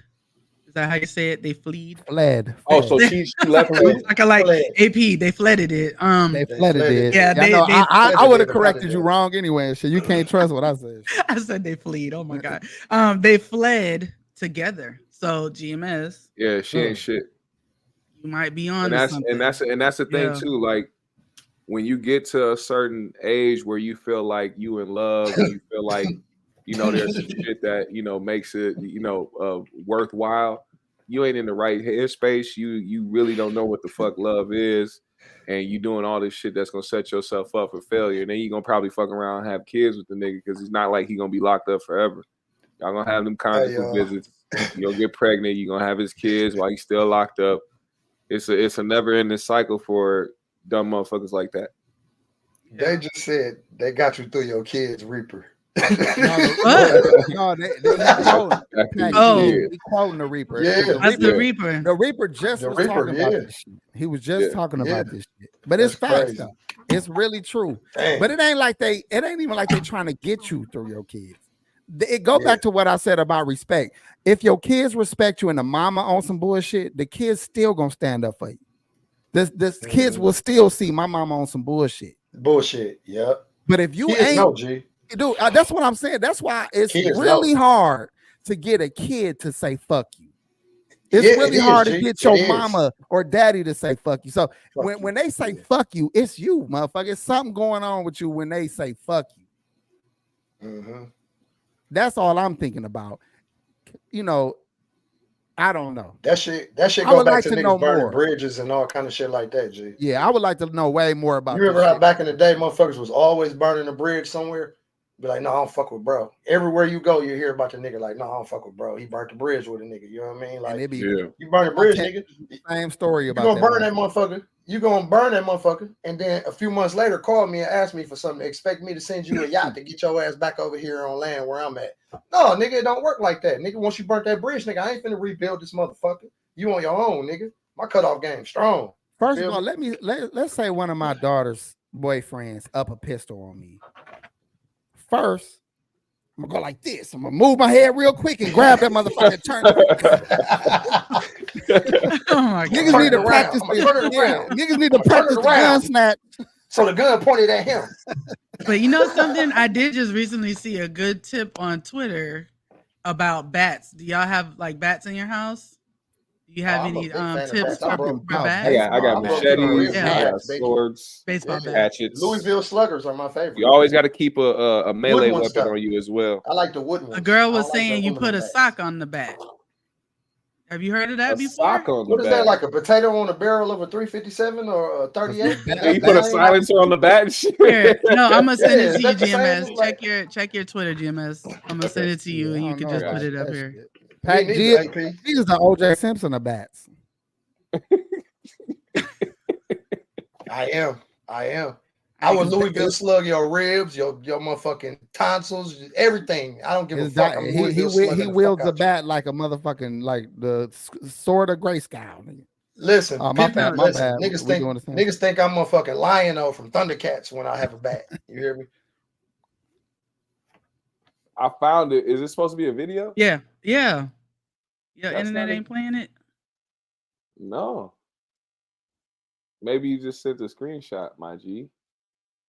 I sent you the tweet, but essentially what she was saying, oh, maybe I did send you someone else's, but essentially she was saying if someone tries to grab it, they'll grab the sock, like it'll just slip right off. If they grab the bat where the sock is, it'll slip off and you still have it, so you get First of another all, chance at it. Yeah. It sound good, but if you grab it, I'll say this to anybody: a knife, even a gun. You better off fighting from the arms, not the goddamn weapon itself. Hey, I'm gonna tell you from experience. Hey, Grab can I their speak? I arms, don't want to goddamn. cut you off, but listen. I was approached with a baseball bat by someone who tried to beat me up with it. He hit me in my, I want to say my calf. It didn't break me down because I'm built like an ox. You feel me? And guess what happened? I took the bat from him and I got to wielding that motherfucker on his ribs. So you were able to snatch it from him. I took that from him. Yes, I did. Pac G, Damn, the he real like vigilante. Paul Henry and shit, like Yeah, John I Henry, took that whatever his from him. name was that building railroad. I beat his ass with it too. You hear me? I did. I got some felony charges for it. That's in the past, but I beat his ass with it. And he got what he deserved because he attacked him. So, Okay, try to pull it now, real GMS. shit. It's a video, Yeah. right? This Oh time. yeah, I got you. I have found it. I had never thought of that. I don't have a bat here. We don't have a bat. In a man, bat. AP been using Louisville Slugger since we There we was go. kids. AP used to play softball all the time, so he kept Yeah, but bats. I ain't never hit nobody with no bat. I'd be I know, scared of G. killing a nigga with a bat. I'd rather just beat his ass. Like I'm about it. So I keep getting the question, Sasha, why is there sock on your bat? Is it to clean up the blood? And the answer is no. So if you're, hitting someone with the bat, they're going to try to grab at the bat, and then they're going to try to pull it away from you, right? So you put a sock on the bat, so when they grab onto it, you can just yank the bat away, and then they're left with the sock, and you still have the bat. So it gives you a second chance to, continue doing what you have to do. Second so chance they of them don't taking use it and that beating your against ass. Hey, let me ask, pause this, GMS. Hey, And then, man. and then you who need a the home fuck arm is was she fighting? flimsy? sock and shit. Listen, bro. Who the fuck is she fighting where she needed to fight them with a bat, bro? She said, Her, "Is it to of clean all up the people. blood?" Her dad, Is it to clean when he up come the into the blood? room at night. No. Okay, too far? It got dark. It got dark. All I know is that bitch arm was flimsy as a bitch. She like, then bitch, dead, motherfucker. Whatever about to happen, Spaghetti arm it's gonna ass happen. bitch. You gonna lose the bat Holy. regardless. You should just The get in a fuck? fetal position, bitch, because it's gonna You happen. can put- Whatever was about Bitch, to you might happen. as well is put about to hey, happen. hey, P, that bitch might as well put a sock on both ends because she gonna lose the bat anyway. Bitch, put a sock over your eyes, Wake the bitch, so fuck you don't up. see I'm it just coming, saying. motherfucker, because you about to die. You finna lose the bat Oh. anyway, bitch. Shit. Oh my gosh. Okay, so y'all want to get into Judge Mathis? Yeah, let's Yeah, talk let's get about to it. Judge Mathis. Because she's a Thank you. crackhead. So Judge Mathis' wife filed for divorce after 39 years, and it's only been listed as irreconcilable differences at this point. So, and there's been no like messiness or anything that's come out. So nobody really knows what it's about. But what do y'all think about a woman filing for divorce after being married that long? Hey man, listen, man. Sometimes it just be time to move on. You feel me? Like it just be that time. Like you love each other. It's been like that. Sometimes people drift apart. You feel what I'm saying? Like shit ain't forever. Especially these new relationships, but 40-some years, that's a hard pill to fucking swallow. You feel me? Like that's goddamn. You feel me? Like, damn, 39. baby, what? 39, baby. What? I said 40. I'm gonna put the extra tax It's on close. it. That's right there. Yeah, It's that's right right there. there. Yeah. You know what I'm saying? Like I'm a big fan of rounding up. You feel me? So shit, that's goddamn 40-some years. Goddamn it, shit, man. Listen, bitch, shit. We probably was together 3 years before we even got married. You feel me? So shit. Yeah, they met in college. See what I'm saying? So damn, yeah, that's a that's the hard pill to judge in swallow. his- But at the same time, like I mean, shit, you never know what's going on behind the scenes, and maybe they not Never. messy people at all to where they not gonna put what's going on. It probably was some shit going on in the background. You know, Judge It had Mathis to is a be. famous motherfucker. You feel me? Like this nigga famous, and he talk like he a player, and he been a player in his present life. You feel me? Like I've heard some things. Yeah. see what I'm saying? I ain't never heard nothing, but I'm just assuming from me being a man and growing up and seeing OGs growing up before older than me and shit that I learned from them niggas and seen from them niggas, like, man, listen, man, people drift apart, and a lot of times men, we tend to do some fucked up shit, but also women do fucked up shit too. So I'm not just gonna put the whole blame on men. You feel what I'm saying? But it's just that sometimes people drift apart. That's all I can say. Who knows what was going on inside of their household? Yeah. Now, What do you at this think, GMS? age, I have a question. At this age, do you think that you know, what would you do? Asking, you know, the women in the chat and also you, Binky, because this is my question. I don't really have much of a comment on it because you know, people change. But Yeah. what would you throw that coochie muffin back out there at the age of 60 something? At this time, just to, you know, get back in, like, are you going to try to get back in the groove of being with somebody? Are you going to try to just say, I you know mean- what, I was with somebody for 39 years, I might as well just, you know, See it if is it's what it still is. good or I'll what. tell you the Somebody truth. else Like, appreciate it. well, hold on. Is this a video or can we take this down? We just want You to take show it out. people You can take now. it out. Yeah. Okay. I would say the motivation at that point is not sex. I don't know that I don't know what my body is going to be like, right? I don't know once I go through menopause and all that. Am I going to be in the mood to be having sex? I don't know. But I think at this point, it's not about sex for her. Companionship. She's leaving because I'm always going to want companionship. So I'm definitely going to want that at some point. But I think for her to be leaving at this time, she's going to find peace. I don't think it's about I'm trying to be out here running the streets and get a better man. I just want to get away from you at this point. And our kids are grown. You know, I've done my duty there. I'm done with this. So whatever has been happening, you know, she's done. But I will say this also, it may not be that she's serious about this, right? This could be a scare tactic because women do that. You know, they'll file for divorce to get you to snap in line and you know, puppeteer you, and they will do that. Cardi B has admitted. Cardi B has admitted she's done that a couple times with Offset. Shawnee O'Neal did that back in the day with Shaq. She filed before to scare that man, and it did work.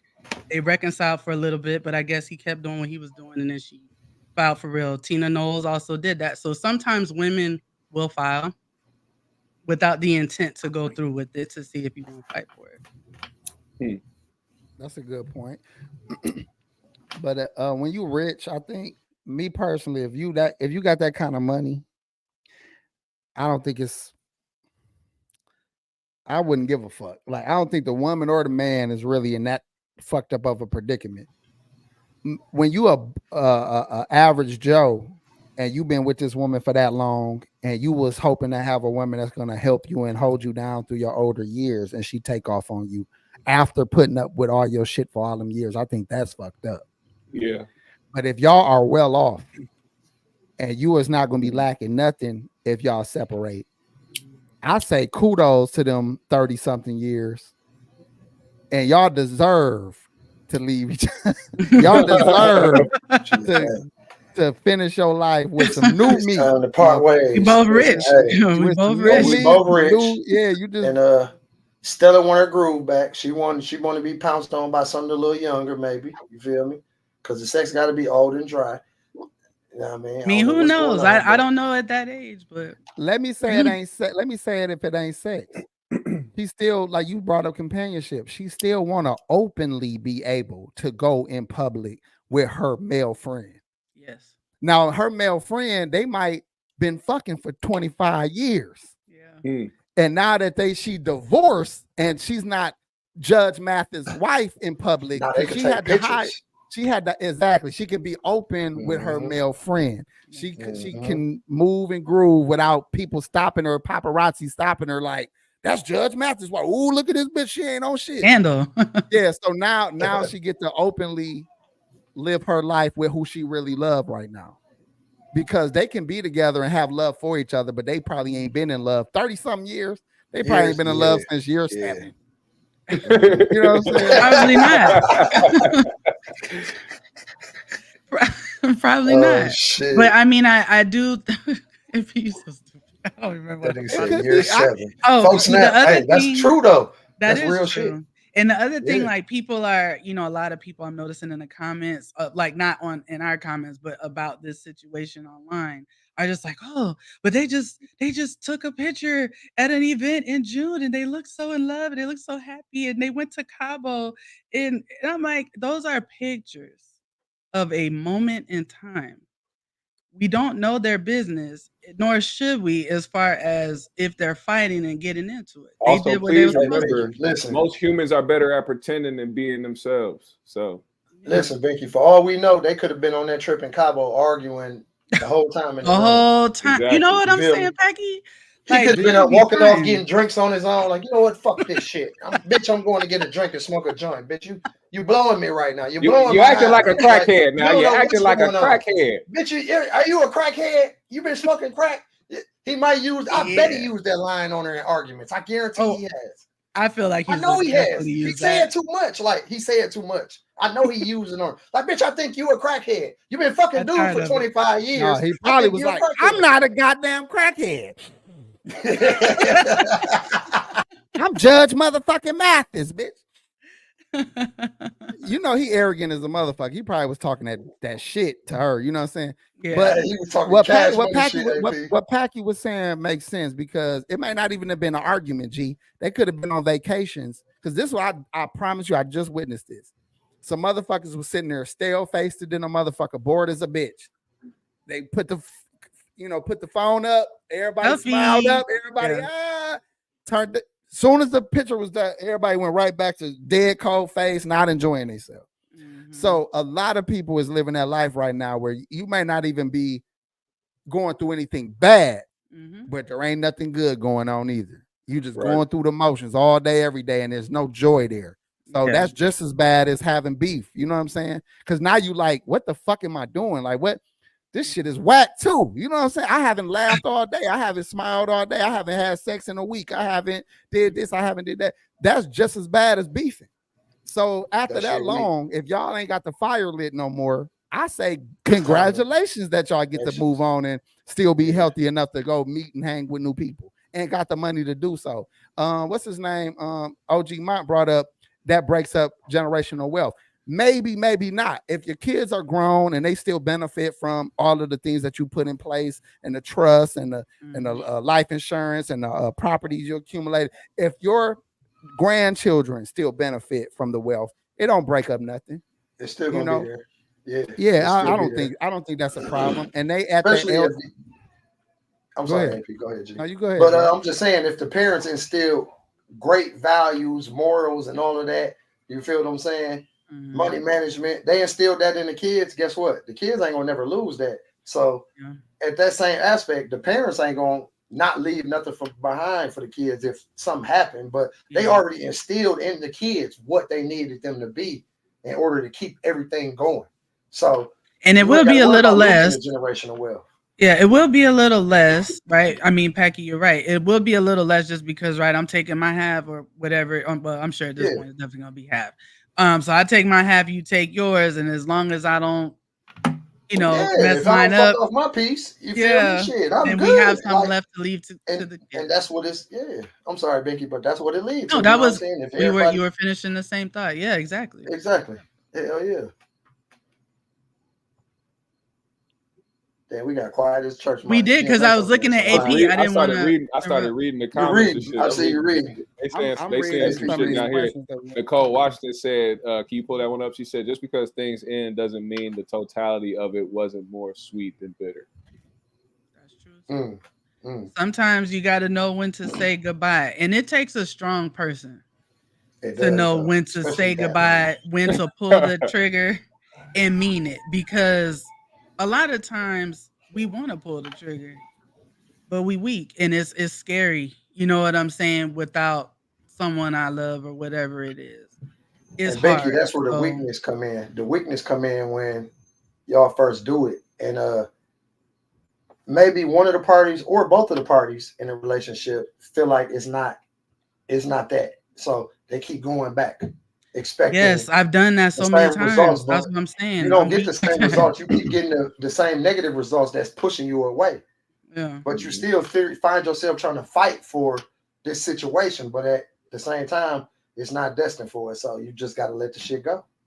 Yeah. You got to wash your hands with the shit. You feel me? Like, I think that the kids being grown may have been a big part of why she was able to do it.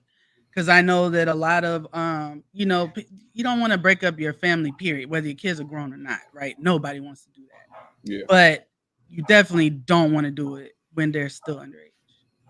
No. I mean, a lot of people don't want to break up their kids' schedule, and everything. It just upends everything when the kids are underage. And you really are trying to get them out into this world well-balanced and ready for the world. So, I think had their kids still been underage, because we don't know what's been going on all these years, and this could have been brewing for longer than we even realized. This could have been brewing for 20 years. We don't know, I want to talk about this. Bro said, after 30 plus years, why not after 15? If my wife filed at 70, I'm putting her in the elder care home. That's funny, G. But this why I want to. Yeah, this is why I want to address that shit, because, bro, if you have a dude who with his woman that long, and then all of a sudden now she want to go, I gotta ask why. Because right away, men be like, you ain't, you put up with my shit this time, and you put up with my shit that time, and you put up with my shit that time. We really be wanting a woman to put up with our shit till she's 70. Yeah, forever. Now, mind you, I'm a player type nigga too. Like I understand the energy of, women are attracted to you. They're going to keep shooting their shot as long as you a smooth nigga, right? But at some point as a man, you got to have a type of demeanor where it's all about your wife. At what point do you stop giving yourself to the rest of the world and make it all about your wife, who has held it down while you was on bullshit. And made it Who- all about you. Yeah, who was allowing you to be a hoe ass nigga and still had your back. When do you AP. finally get her to peace? Hold on, G. When do you finally Go get ahead. her to peace where she ain't got to be embarrassed no more when you out and about? Why is you still in 30-year-old, 20-year-old bitch's face talking money talk while your wife over there in her elegant dress? You That's over there so wild. with, think about it, you over there with dye in your hair Yes. with Yeah. the Judge Mathis smooth, like I'm Judge Mathis, baby. When do your wife get, at some point she got to say, dude, let me get away from your lame goofy ass. Mhm. Yeah. So we got, and one more thing, Pac G, and I'll let you get that in. Marriage, when it was instituted, life expectancy was not 80 years old.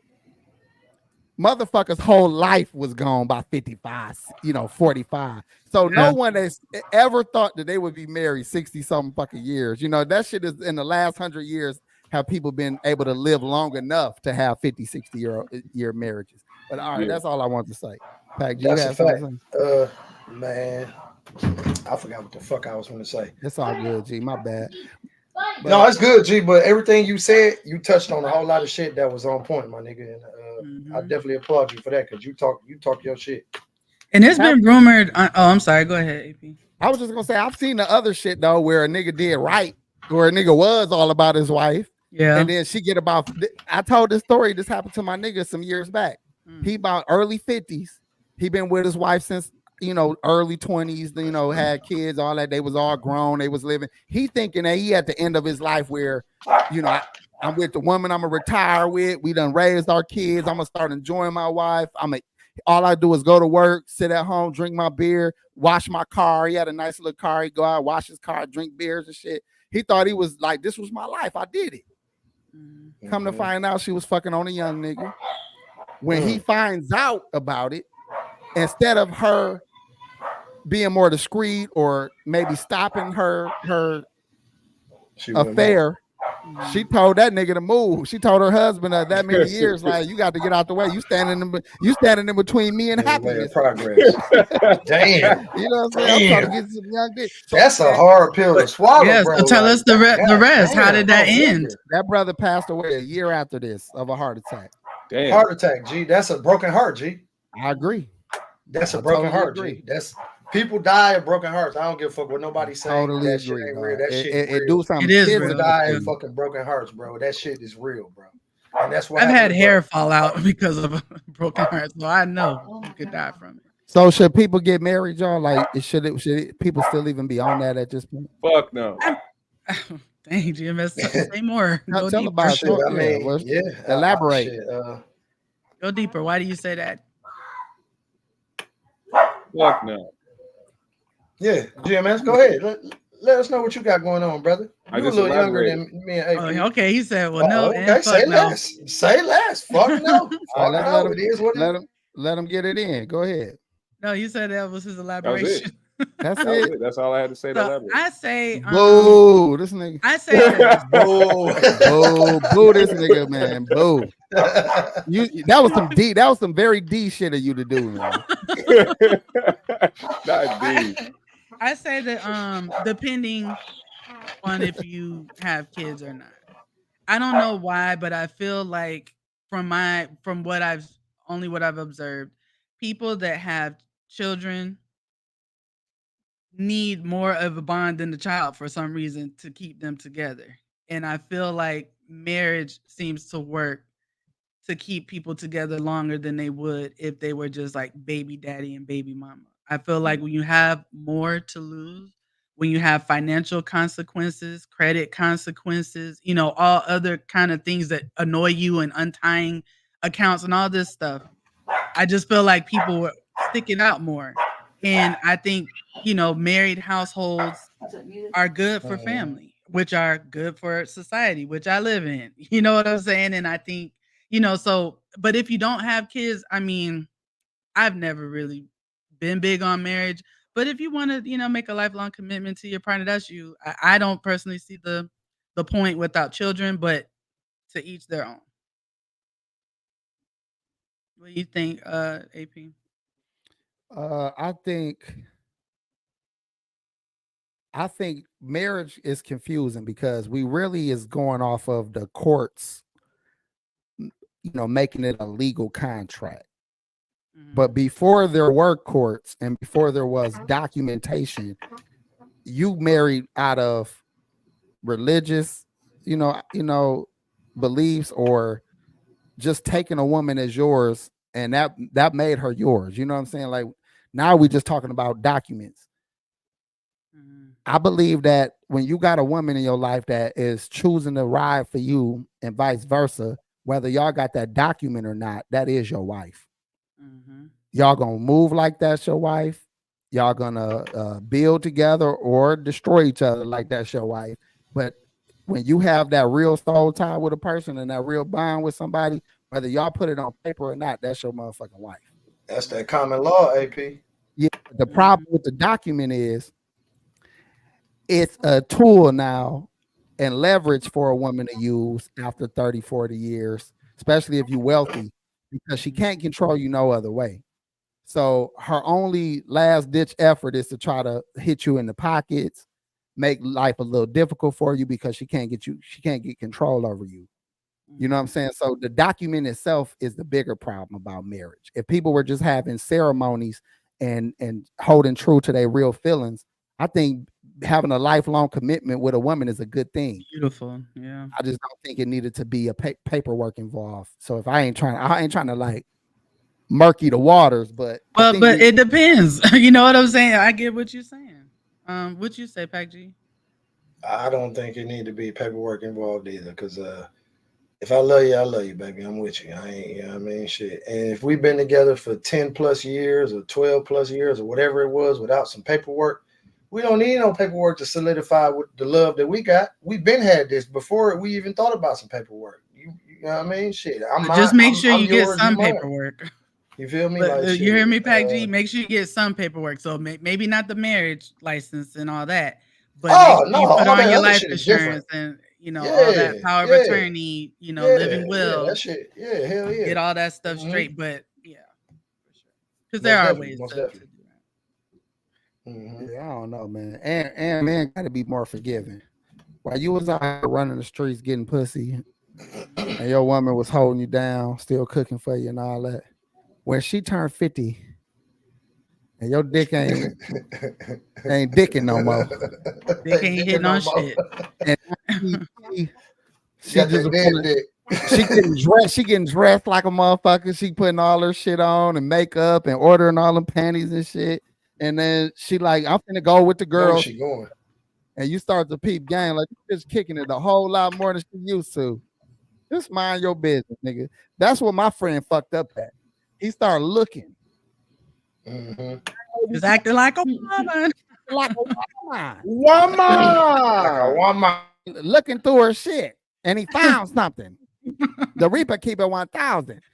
So what he found was, she was using the credit card and buying this young nigga shit and all that. If he would have kept his fucking mouth shut, kept doing him, maybe even got a goddamn friend himself, that shit would have wore out. You know what I'm saying? Old dude would have left his bitch alone. Who knows? I don't know. But that's how marriages make it 70 years. Don't think the man was the only one cheating for 70 fucking years. Yeah, that's a fact. The woman that went through her share of niggas too. So and they're a lot sneakier anyway. So ignorance is the only way that should be really working. Like, because if you knew everything, matter of fact, G, if you knew what your woman felt about you, fuck her cheating. If you knew her every thought about you, you'll leave her for that shit. You'll be like, bitch, that's what you think of me, bitch? I'm leaving. How dare you? How dare you? Her simple thought might be like, my man is so lame. AP. Yeah. Or she might be like, he's not as tall as I like, or whatever. Like, it could be anything. Dear Darla, you are scum between my toes.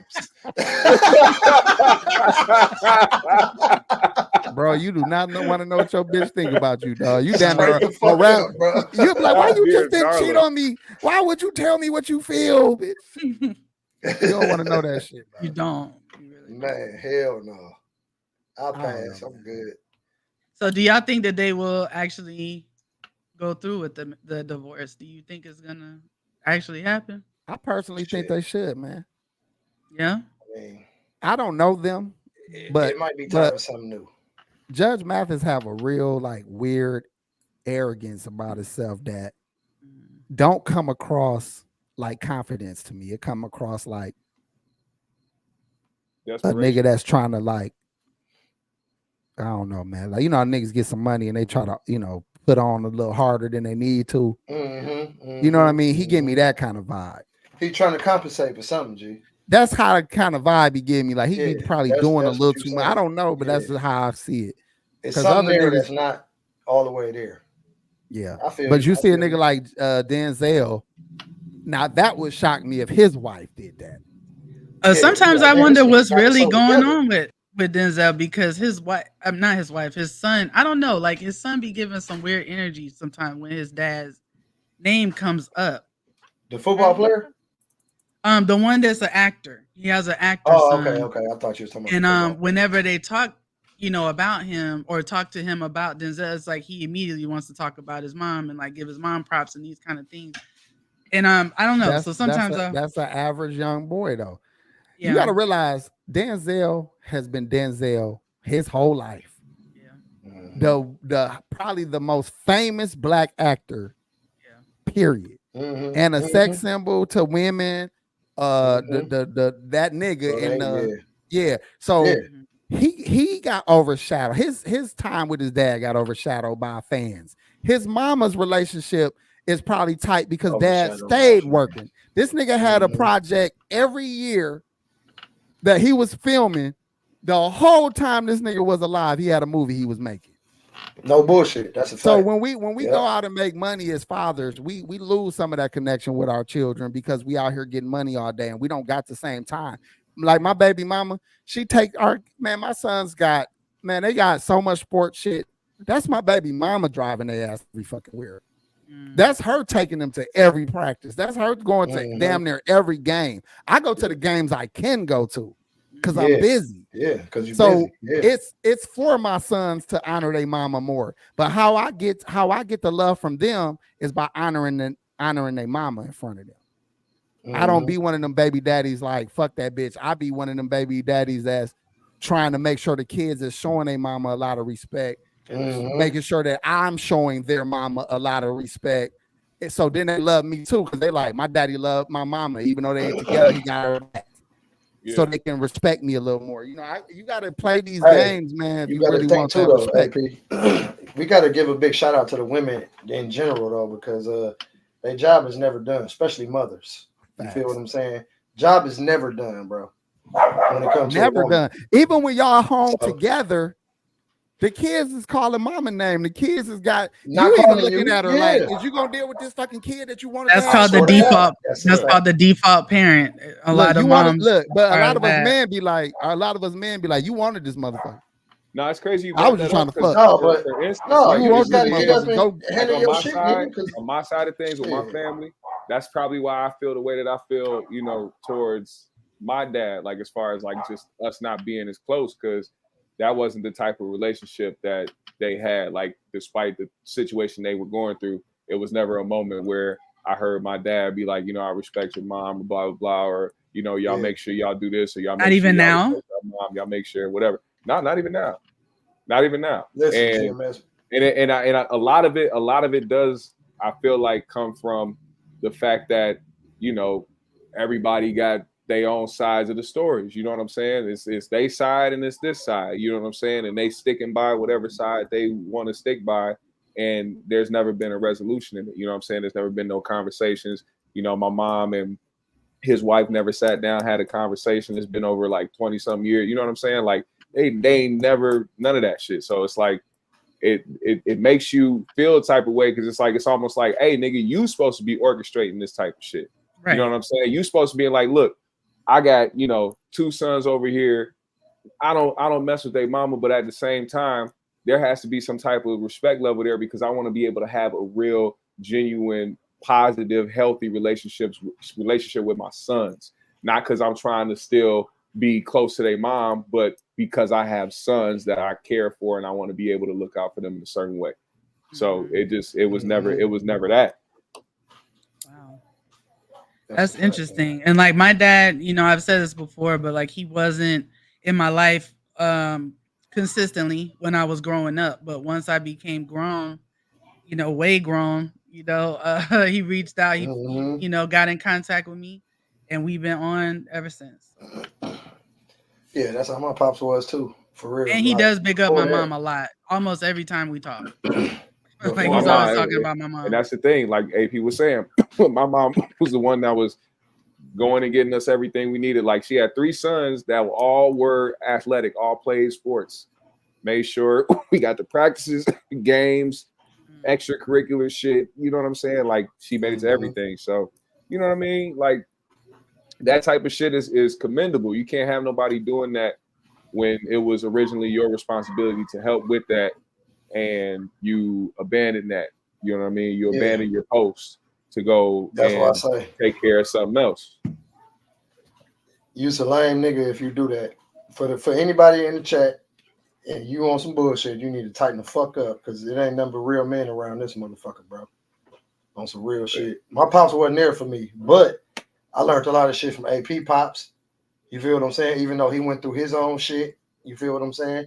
I learned a lot of shit from Michi Daddy, even though he went through his own shit. And when I got back with my father, I learned a lot of shit from my father. You feel what I'm saying? So it ain't never too late for a man to come back and be like, look, man, I fucked up. You gotta admit your motherfucking mistakes, though. You gotta take that hit, bro. Like, you was a hoe ass nigga, and that's what the fuck you was on, some hoe ass shit, nigga. So tighten the fuck up, nigga. Man the fuck up. Yeah. Fix that shit with your motherfucking kids, man. And I think my dad, he was nervous about. I think he was nervous about how I would receive him, you know. But he fought through that, you know, and he just like, I got to talk to her anyway. And you know, once he realized I wasn't holding no grudges, he was good. But you know, he apologized a lot, and he shows it now. You know what I'm saying? Like I'm spoiled. I never thought I would be a daddy's girl, you know, especially not at my age. But I am now. You know what I mean? And he always says it's not how you start, it's how you finish. And it's important to him to finish strong for me. So I appreciate that. That's what's up. That's what's up. Okay. Shit right there. Right there. I know we got a couple more things on the tip of we do. Let's or something like that. Well, we Steve Harvey shit. We got some Cam. We do. Shit. We got Steve, Cam. Where y'all want to go with this? Y'all want to talk about Cam? Real quick? Go ahead, because it's kind of playing the same factor of child, like kids and shit like that. Yeah, so Cam Newton, he has his podcast, I believe it's called Funky Friday, if I'm not mistaken. And he had Dr. Cheyenne. Dr. Cheyenne Bryant was on talking to him and basically talking to him about relationships and, you know, what is he looking to do? And it sounded like she was trying to like give him therapy, but it seemed like she was kind of getting therapy through the episode. Now, I did watch some clips with my girl, Mariah Sincere, shout out to her on YouTube. But she was more focused on the clips where they were talking about how many kids he has. Yeah. Okay, and I think we could play his clips, right? I don't think he'll block us. No, I don't think so. All right, so here's a clip. Go ahead. A lot of people see my situation and not think that I'm not high function. What situation? See my situation. That's a very vague question, and this for you. What situation are you referring to that they're looking at and thinking is not high function? Just my life. Your life entirely, or your life in relationships? My life. See, don't deflect. Let's stay here. Your life entirely, or your life in relationships? Both really. And they think that you're low functioning. No, I don't. You just said people see your life and think you're not high functioning. The opposite of that would be low functioning. No. Okay, so here you go. You're trying to take my intentions away from this. Can I correct it? Yeah, go ahead. Or can I give you more? Yeah, some more information. Heck yeah. So, I'm not married, right? I have beautiful children. How many? 8. I didn't do my research. I thought it was 4, but 8. Okay. No, baby. Cool. It's by how 8. many women? 3. And this is the kicker. I want more. Now. By multiple women? What's the intent? I just want God about your wife? I just want God to bring him. Oh, okay. And you have, so you just. Because my point is this. My desire to get married is lower than my fear of divorce. So, as you had said, Dr. Bryant, you said it, I didn't say it, I will agree. I'm just taking my time. You're not taking your time. I am, though. You're being very action-based. You're not taking your time. You're being very action-based. I'm taking my time. You're being very action-based. You have 8 kids with 3 different women. Yes. You are creating, procreating, and multiplying. That is not taking your time. You're being very selectively active. Okay? So you're creating, in disclaimer, the kids are innocent. They are beautiful and amazing. Anything I say has nothing to do with them babies, because I can't wait to be a mom, and I love the kids, period. But you are proactively choosing where you want to be active at and where you want to take your time. You want to take your time in having a wife because of your own fears. But you will, and I say this with all respect and love, what I'm about to say next, okay, Cam? But you will selfishly create broken families, even if you're in their life and you're a proactive father, and I believe you're an amazing daddy. I can only imagine with just your presence and knowing you thus far. But these families are still broken. Every child cannot have Papa in the house with them. So some child, if not all will end up with some kind of deficit without daddy being there. Now, you chose to do that. I'm not saying you sat there and woke up one morning and said, I want to be selfish today, so I'm going to go make a baby. Not saying that at all. But those are selfish acts at the expense of your fear. So at what point do you feel the fear, do it anyways? And yeah, that is a low functioning behavior to say that I am going to create these homes. Let me go better. I'm going to build these houses and put kids and these beautiful women and kids in them, but I ain't going to create a home in them. I'm going to wait till I dissipate my fear to find a wife where I'm still going to be fearful with, because there's no such thing as not having some type of nerve or some type of feeling behind marrying somebody who you're spending your life with. And then I'm going to build a home with her while all these other beautiful babies have houses. That's completely unfair and it's selfish. Just tell me when I can solve. Yeah, almost. That's completely unfair and that's selfish. And so, yes, you're taking your time in this department, but you're not taking your time in this department, which means you're compartmentalizing. And compartmentalizing never works. Compartmentalizing hurts everybody involved. Everybody who's in this box and that box and this box and that box and this box. And then here you go over here trying to figure out what box you're going to feed or entertain or do. Then you're looking outside to figure out who's your next victim to put in the box. It's unhealthy. And it's a huge dysfunction within our Black community that I truly believe personally, statistically, mental health wise, and community wise, that Black men would stop. Black men will what? Stop doing that, that they would stop that dysfunctional behavior of compartmentalizing and creating houses, not homes, and then finally a home with the wife. And then you have all these other houses that are homeless, but you over here at some point when you do get a wife, if you do, I'm saying if that's what you want, you will, you'll get whatever you want. You're trying to create a home. Totally dysfunctional and extremely, that's the epitome of selfish, So before we play his response, let's stop and, you know, what do y'all think about that so context. She was saying a lot. And I was listening, I was digesting, I was taking it in, no diddler. But the thing about it is, you know, a lot of people get stuck in a conventional way of thinking. And in my opinion, if this nigga's taking care of all his fucking children, what the fuck does it matter if he's trying to build a home somewhere else with somebody? You know what I'm saying? If you're taking care of them, if you're in their life, if you're actively involved, and also not just that, but teaching them things that you've been learning along the way. A lot of things that a lot of kids probably don't get from their dad that isn't actively in the home 24/7 or with their parent.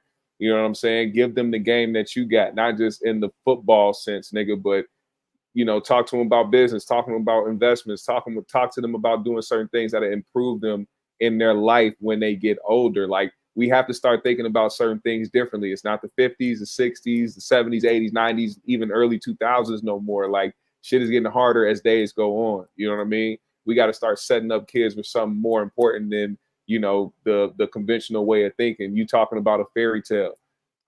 Do you think it only takes money, GMS, to take care of No, it doesn't.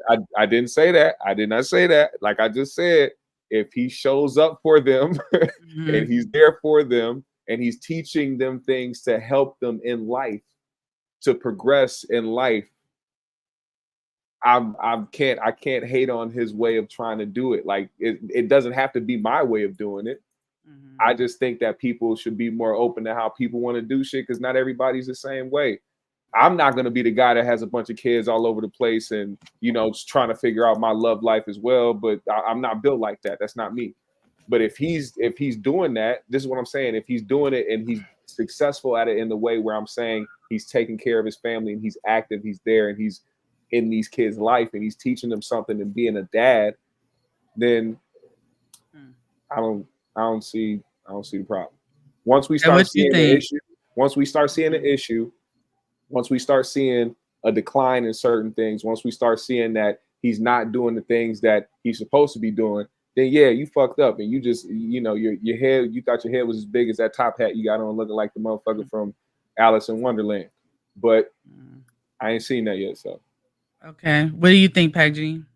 I just can't do it with this nigga outfits, man. I ain't gonna lie to you. That hat right there with that shit protruding off the top, it just kind of threw me for a whole loop. But he got his wicks despite out. all that shit, yeah, despite all that, with his wicks out, all that, with despite all that shit, she said some shit, and she said a whole lot of shit. But a lot of these women do the same exact shit. You feel what I'm saying? So this shit go hand in hand and vice versa with both, you know what I'm saying, sexualities, male and female alike. It does. But I mean, do you think like what she's saying to him though, like, because he can only control himself, right? He can't control the women, so he control himself. And you know when you want to let loose with a woman, you know, or not. So if you're gonna do that purposely, and he's doing it to make children, he's not doing it because it just feels good and the pussy good. He's doing it because he wants more children on this earth. Yeah, he like Nick Cannon shit. He like Nick Cannon. They shit. He doing the same shit. You feel me? Is, but you think that's cool? I mean, I didn't say it was cool, but I'm asking. To each his own. Let me highlight OG Mont's comment real quick, because I got to say this while I'm thinking about it. He said he can't be there for multiple families with his life schedule. Let me tell you something. There's one single husband, one single wife, and they have a child or children right now, and he's probably the CEO of a company somewhere. You tell me he has as much time for that one family as a nigga like Cam Newton has time for 8 other children with 3 different baby mamas. I'm telling you, you can be neglected with one household or with 3. So that don't to me, it don't equate. You can, but why purposely make it harder? It's not even, that's the thing. Who knows if he's making it harder right now? Well, if they're not under your roof, how much time are you spending with them? And then if they live with you, that means they're not living with their mom. So it's still a broken home. And so we know I'm not saying it's not broken. I'm not saying it's not broken. I'm just saying that if these people in these situations, if they know what's going on and they know what they're getting themselves into and they know how he's moving, and they are accepting it and they're going with it. Like they just had who is it? His current girlfriend or whatever, the girl who just has something to say. If he's doing everything right, I mean, shit. Like, what are we? I mean, listen, they say his kids live with him, but again, that means they don't live with their mothers because he's not with the other 2 baby moms. He's with Jazz. And him and the second baby mama be into it all the time about different child support and him repossessing vehicles and all kinds of stuff. So it's not all hunky dory over there. You should go throw a football or something. You know, it ain't all hunky dory over there. I mean, I just think that it's dysfunctional. But let me ask AP, because you haven't spoken yet. What do you think so far of the discussion that the doctor's having with him? I think, like, overall, the points that are being made, I would agree with her more. You can raise kids and you can be there for kids in different households, but not like them living with you. Now he might got some live with him, but even if you had 8 kids living with you, you split between 8 people, 8 emotions, 8 different personalities. You know, you can't be there for them all the time. You got to go out and make money for 8 people.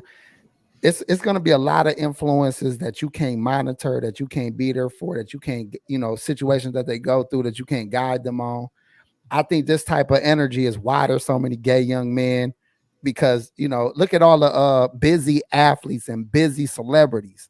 they end up with gay kids quite a bit because they're not actively there in the household, or they are a little weird they damn self. A nigga like Cam, to me, and I don't got to make this personal, because if they were talking about a man who was like a leader, like someone who had the ability to guide 8, 9, 10, 12 people, I would be a little less critical of them, because I say this man is equipped to father 10 kids. This man is equipped to have multiple women in his life and still be a force in all of their lives.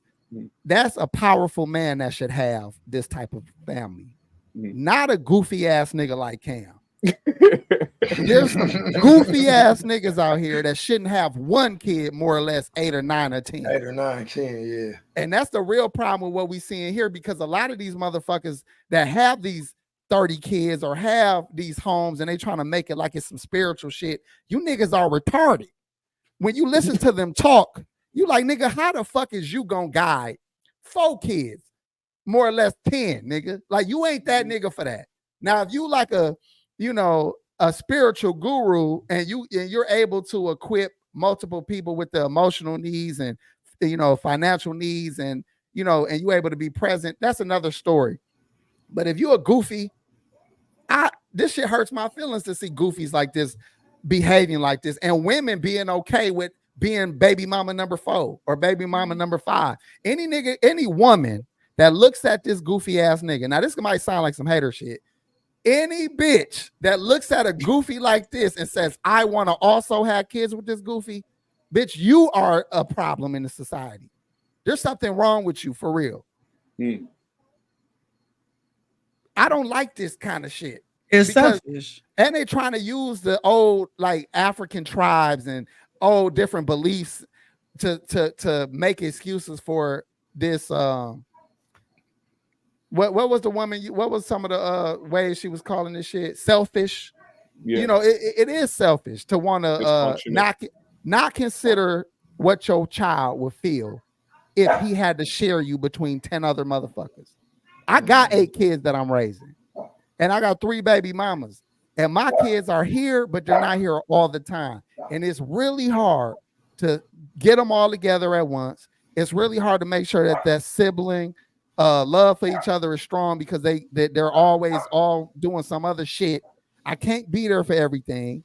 It's you know, it's exhausting. Yeah. Plus, you got to make the money, right, to support the family. So that's make the fucking money.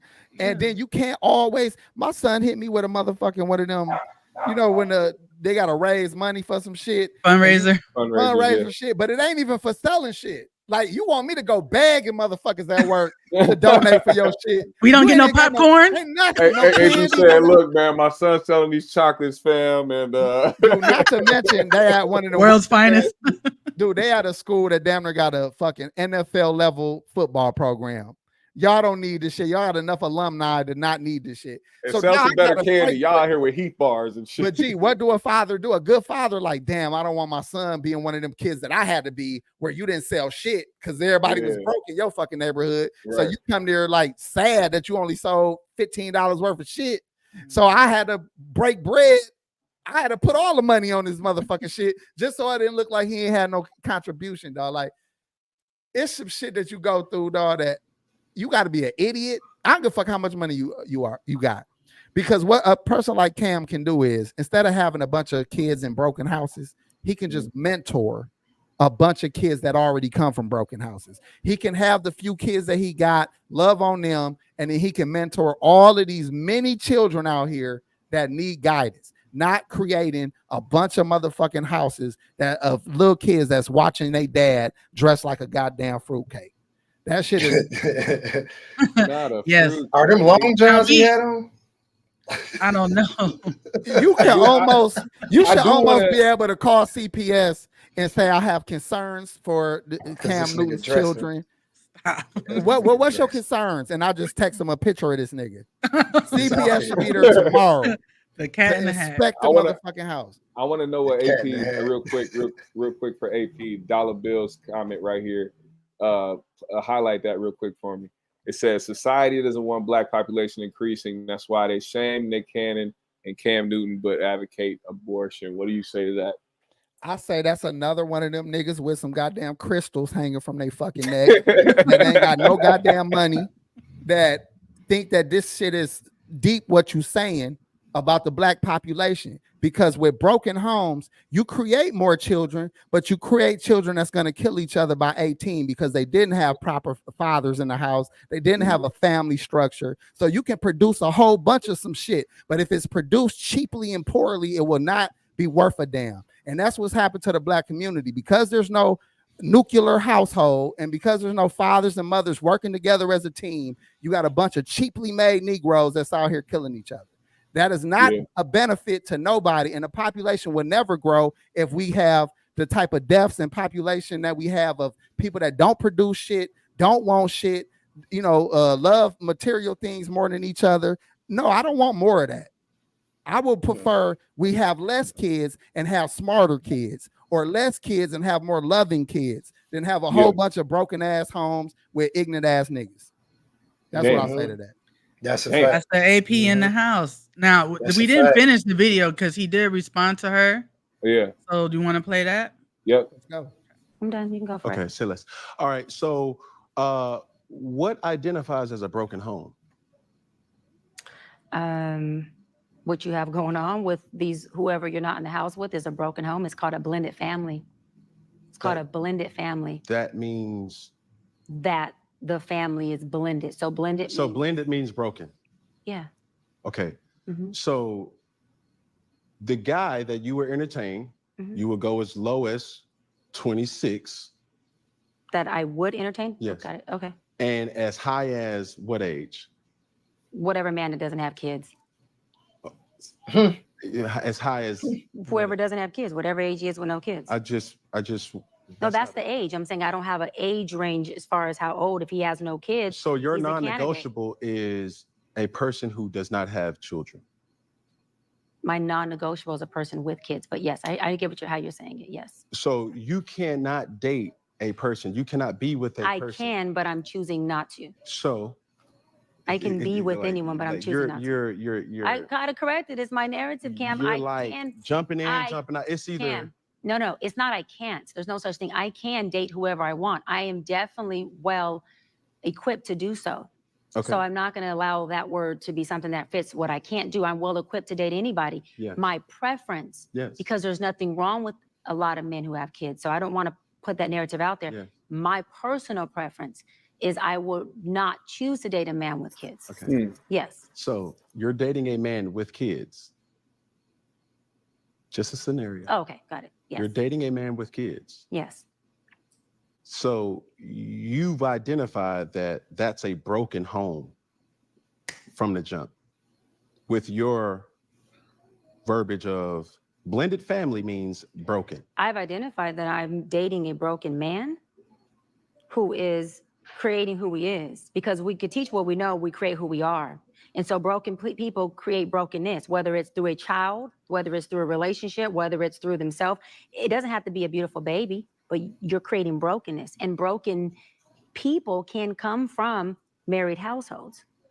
I'm not saying that a two-parent household can't create the result of a child who then has brokenness and creates broken blended families everywhere. That's I'm not my- negating That's that. not my point. No, I know I'm making that point.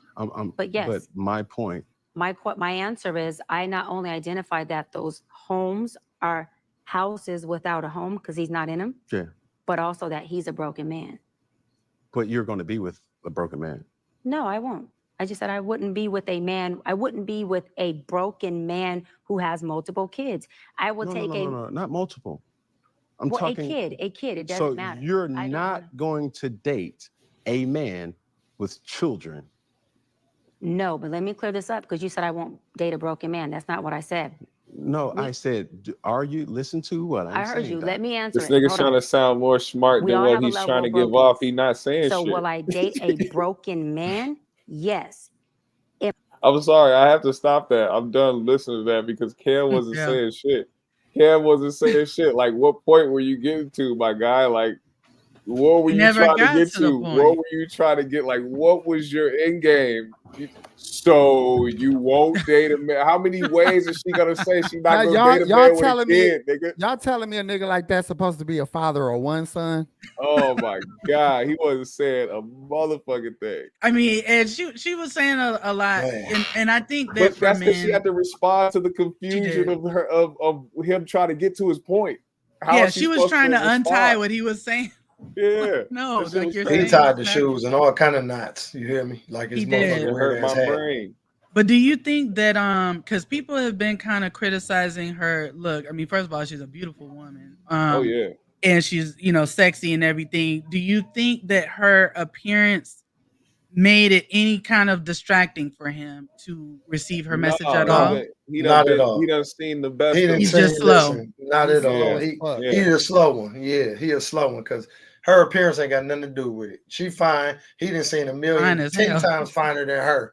You hear me? Right. But listen, it ain't. Dude is a weirdo. That's what I gather. For sure. This coming from a real street nigga, an old street nigga at that. Old one. I'm old. That was old shit. You feel me? But Yeah. the new me, like, even the new me would be like, man, dude, weird. Like, it's not like, no, it's not, hell no. No. Do you think that he I'm not heard going. anything she said though? Like, do you think it penetrated him at all? The only way to penetrate him is if he's reading the comments and they shitting on his ass. That's when the light might come on. Because he didn't understand a fucking thing that was Hey, P, going what's on. gonna get him is that if somebody say something about his outfit, that's what's gonna throw him over the edge. I think I he over guarantee that it. criticism. He think he on a new wave. What you say about my hat? I'm gonna be honest right now. Like, I feel like Nick Cannon might be doing it a little better, but I still don't 100% agree with how he's doing it either. Yeah. But he's doing it better, in my opinion. That's why I said there's certain men that could probably handle this type of situation. How's he doing it better? I feel like he is setting up each household in a loving way. He's what I was telling y'all earlier about how I treat my baby mamas. Like, it's very important for you to love the people that your children love. Yeah. And if you can do that, your children have your ear a lot more because they see it as a collective because we all together. Yeah. But if you beefing with your baby mama, you is a direct enemy of the woman that's closest to your child. Yeah, they choose sides at that point. They gotta choose a side at that They're point. gonna And who have they to choose sides. They ain't got who no, they gonna choose? The motherfucker who literally don't get a day off, the motherfucker who literally been taking them everywhere and doing everything with them and making sure they have all of they having all of their needs met. The mama quicker to give the baby a piece of her food before you will. You'll eat the last motherfucking bite in front of your child. Like, little nigga, I told you. Get a dog. You'd have gave a dog. Should have been quicker than that. Should have been quicker than that. Yeah, get a dog a little piece. And won't get a baby now. So Nick Cannon is loving on his baby mamas. He is making sure that he is 100% daddy to everybody, if you so to speak. He daddy to the bitches too. He everybody daddy. And that's important if you gonna have that kind of environment. You got to be everybody daddy. But it's still destructive. It is. It's not ideal, but I wouldn't say destructive because, again, now I'm going to go back to what the young brother was trying to say about how the population and people should be able to have as big families and as many kids as they want. We come from people that have 13, 10 kids. This is 2 generations ago, 3 generations ago. This is normal. And you can't tell me that grandma and grandpa didn't have love from everybody. Them funerals had a lot of crying going on. But it was grandma and grandpa, not grandpa and 5 women and women all over the country. It was that too. No, they had side babies, but my point is, of course there's side babies, but my point is that when you have these big families, it was a family and it was a unit. This is what I'm trying to tell you about Nick Cannon. If everybody is coming together in one house, if I can sit all my baby mamas together and we can all smile and laugh and our kids play together as one, it is what you're talking about with grandpa. They don't do that. His baby I don't know mamas what Nick Cannon and they don't like each other, and they be having drama. Because I ain't never heard nothing about them. Is that name 2 more niggas that got that same shit going on? And they be doing Kodak little Black. and Yeah. Boosie.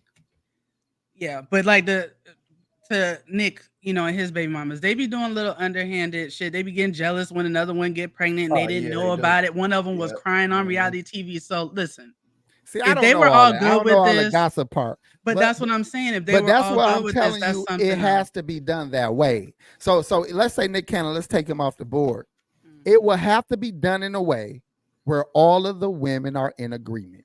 Yes. Because And it's this a is happening. compound. This is happening all over the world where families exist like this, where men have multiple wives, but they're taken care of in this way. Even when they don't live together, they set up different homes, but they can all be together. They can all come together at a family function, and everybody is understanding of the, you know, what's going on here. So if it's done that way, I'm for it, is what I'm trying to say.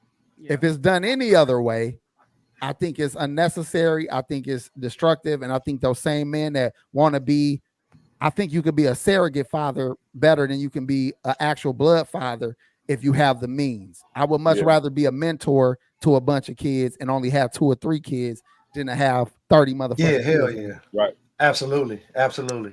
I can give you all the game, but I ain't got to feed all you motherfuckers. Go ahead. Exactly. Right. Absolutely. Right. Absolutely. Yeah. Absolutely. Yeah. Right. That's right. Right. That's right. That's You know, right. And one of the kids you mentor might be 6'5" and can dunk on anybody.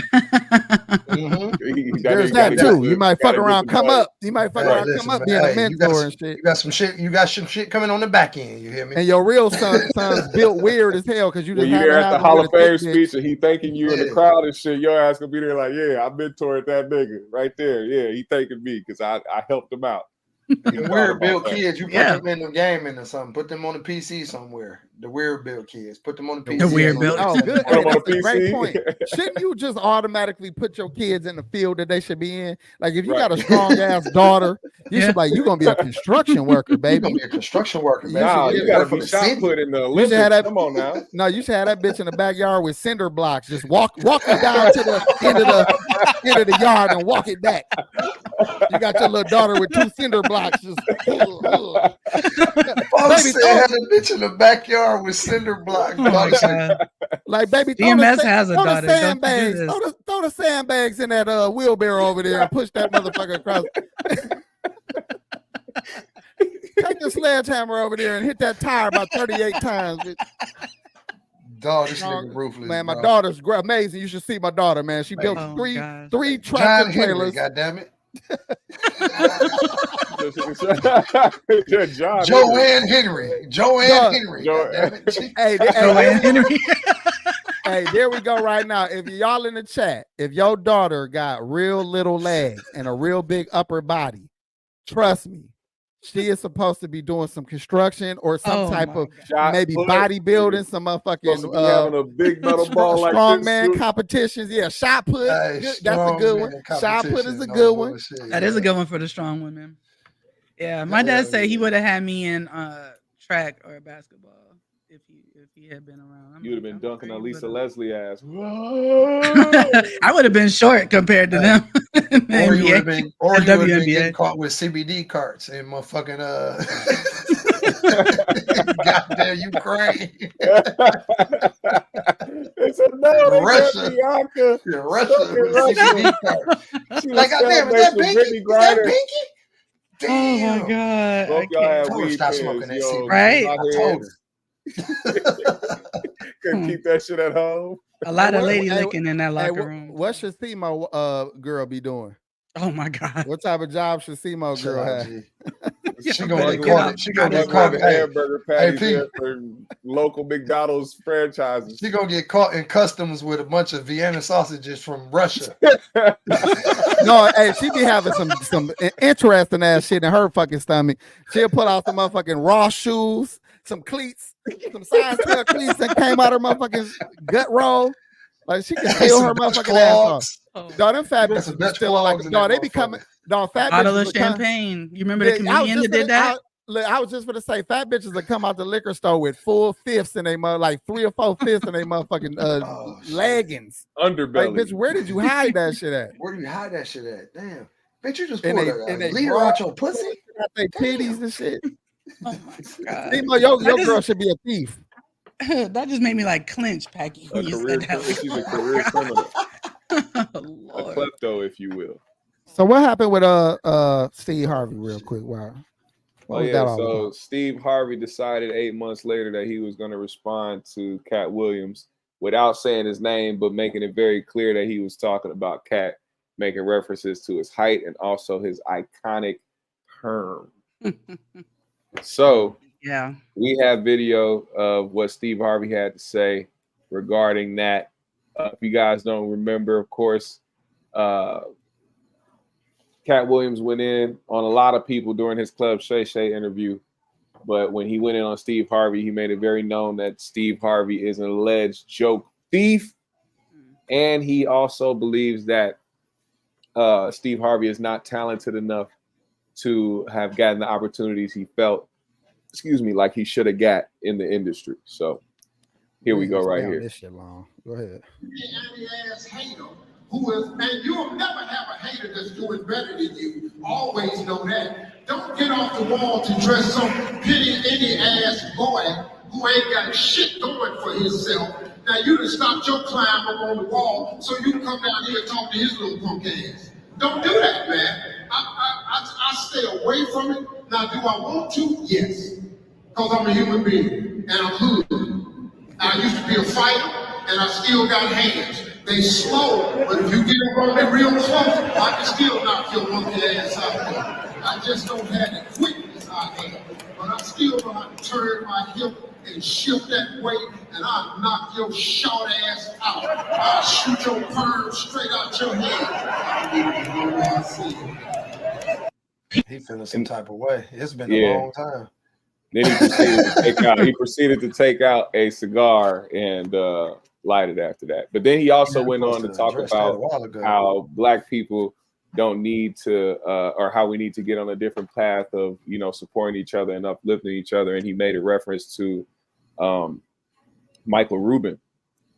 And when Michael Rubin was just on the Breakfast Club talking about how he believes that black people, have like hate on each other or whatever the case may be. And he doesn't like that. He doesn't understand the culture of black people hating on each other, being negative towards each other. And, Steve Harvey said, we don't need no white person on nowhere telling us how we act or how we need to do. We already know what we need to fix. So basically he was just saying that, we need to stop fucking around, and the shit that we talking about, we just need to put words to action.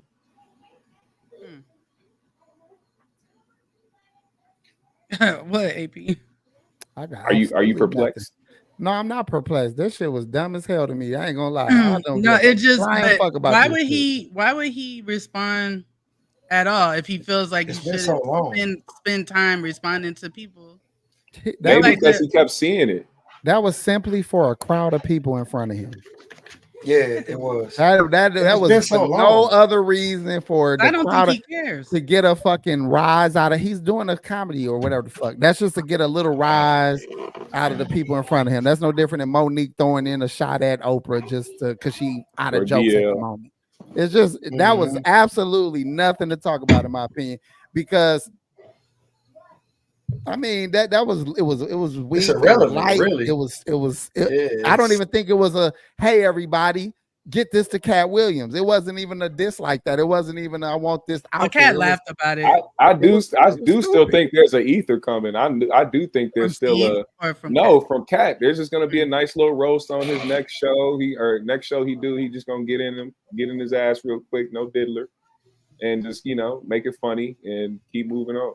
I don't think he's gonna be on no crazy personal attacks. He might make fun of his mustache, but I mean, it ain't gonna be nothing too crazy. He's just gonna roast the shit out of him, and then he'll probably they already had their little back and forth some years ago. Like now it's just. Oh, did they? See, I didn't. Yeah, they had a whole little competition with each other. That went crazy on his ass, and he was there. I think Steve was there, right? He was there that night. Yeah. They shared the stage together. Yep. It's I don't know. I got nothing for that. I ain't gonna lie. I feel like we can't end on that subject. Okay, well, we got these relationships. That was I don't want to talk about it. We can't end on that, so I have a question then for you about relationships. So I want to know, would you cut a friend off because of how they handle their relationship? So explain. So okay, let me do this. Instead of explaining that, let me read you this tweet. I sent it to GMS, I think. Yeah, you But did. this girl had tweeted and she said, cutting off your friend for how she chooses to handle her relationship with her toxic partner is just weird. Sorry. And then this other girl went, I'm not going to read her whole thing, but essentially this other girl went on to explain. Well, I guess I can't read it now because he put it up there. She said, I cut my best friend of 9 years because she bailed her baby daddy out of jail. Mind you, he'd been in there because he had beat her ass while 8 months pregnant with their second child and broke her sister's ankle while trying to defend her. She called me crying, saying she couldn't do it by herself anymore. And she was on the verge of unaliving herself and giving her kids up for adoption after he went to jail, just for her to use me as a babysitter while she worked solely to get him out of jail. He done pushed her down apartment stairs, snatched a fresh set of lemonade braids from her scalp, ripping her edges out, chased her into the apartment. She locked herself in the restroom. He beat her down there as well. And he had this girl at gunpoint. Okay. She says she got a gun pulled on her and all, had my mom about to fight his mama because he beat her ass and got sent to jail again. And the mom wouldn't let her get any of her newborn daughter's clothes, bottles, etc. So I think a situation like that does warrant someone cutting their friend off. If like you're gonna keep dealing with this person, now I've had a gun pulled on me at this point. I don't want to deal with you anymore because now it's coming to me. But I wanted to know if there's anything in a man's world that would make y'all stop dealing with a friend that had a toxic relationship like that. Are you talking? Because you're on mute. If you are. I saw your mouth move, but I didn't know. I want Packy. Packy, what you think, bro? Shit. Man, I didn't cut off motherfucking siblings before for that shit. Hey, you want to keep on fucking with this motherfucker? I ain't finna keep coming to your rescue. You feel me? I done did it. I done done it. No more. Never again. That's y'all business. You feel me? I ain't. If he kill you, that's on you because your dumb ass keep going back. You must like it. You feel me? If you like it, I love it. Go ahead. Do your thing. I'm not finna keep fucking up my peace of mind and how happy my family is and how we live because of some shit that you got going on. You're not finna stress me out. I'm not. And that go for any family member, honestly. Like, my peace is more valuable than anything right now. You feel me? So if you come in to fuck that up, you can move the fuck around. I don't even want to be around you. I don't want to hear from you. I'll block you. I'm cold at blocking motherfuckers. My cutoff game's strong. Yeah. I don't play that shit for real. Yeah, people be feeling obligated to take care of people that's fucked up, almost like, you know, they need me, you know, they sick or they going through something. You don't understand. They ain't got nobody else and all that shit. It's a reason they ain't got nobody else. And it's a reason they sick. It's a lot of time they personal choices. And at some point you got to be like, man, let this motherfucker kill theyself. Like, I don't give a fuck what they got going on. Listen, I love you. You know what I'm saying? I love you. Yeah. But you in a fucking way, man. You is so selfish that it doesn't bother you that you got to call me all the time. It don't even bother you that you got to borrow something. It don't bother you that I got to come get you. It don't bother you that I'm in danger being with you. It don't bother you that my children are in danger with you. We not out of order for staying away from you. You out of order for not caring about nobody but yourself. So fuck you and whatever you got going on. Whatever you got going on. Some people don't bring that like negative bullshit. They like to be trauma dumpers, man. You got to watch for that too. A lot of people like to come to you just to talk about negativity. A lot of people will just bring you down. Your energy wise, positivity wise, people just like to, because they that's all they're about. That's what they like in life. They like to call you, or they like to come to you and not be like, hey, how you doing, or not be like, hey, what's going on with you. They immediately telling you all the bullshit that's going on with them in their life. That's trauma dumping, man. And you can't keep people like that around you because that's gonna only breed negativity around you. You're gonna take that energy on. Right. You can't even post that you living good or feeling good or having a good day or a good hour. A motherfucker gonna jump on your coattail. Hey, bro, can I borrow this? Or can I? Can you ride me over here today? Yeah, can you run me over here? That's why I be scared to call my son. Go ahead. When people say, or when people start doing the same thing over and over again, and they start to put things in jeopardy as far as the things that they should be caring about, at some point you got to let them people do what they do. You know what I'm saying? They're being self-destructive. You can't really expect them to be anything more than that unless they start showing in their actions what they, you know, that they care about certain things. You know, it's like even when it comes to family, you know, you want to help them. You want to be there for them when they're struggling or going through something. But if they're constantly burning down bridges and constantly ruining everything around them, and everything that they touch or everything they come in contact with ends up becoming part of their negative cesspool of bullshit, then you gotta make the choice to either separate yourself, or else now you're becoming that type of person where you accept that type of shit around you as well. Hey, How about go ahead, Pac G. Hey, I'm gonna put you on some more game, y'all. A relationship. Please don't derail this shit, nigga. Go ahead. A relationship is give and take, no matter what you do in that relationship. Whether it's a relationship with a kid, an adult, a family member, it's give and take. You giving love, you receiving love. You feel what I'm saying? If you're in a relationship with somebody that's constantly taking, constantly beating you down, constantly being a burden on your life, you don't need that bullshit.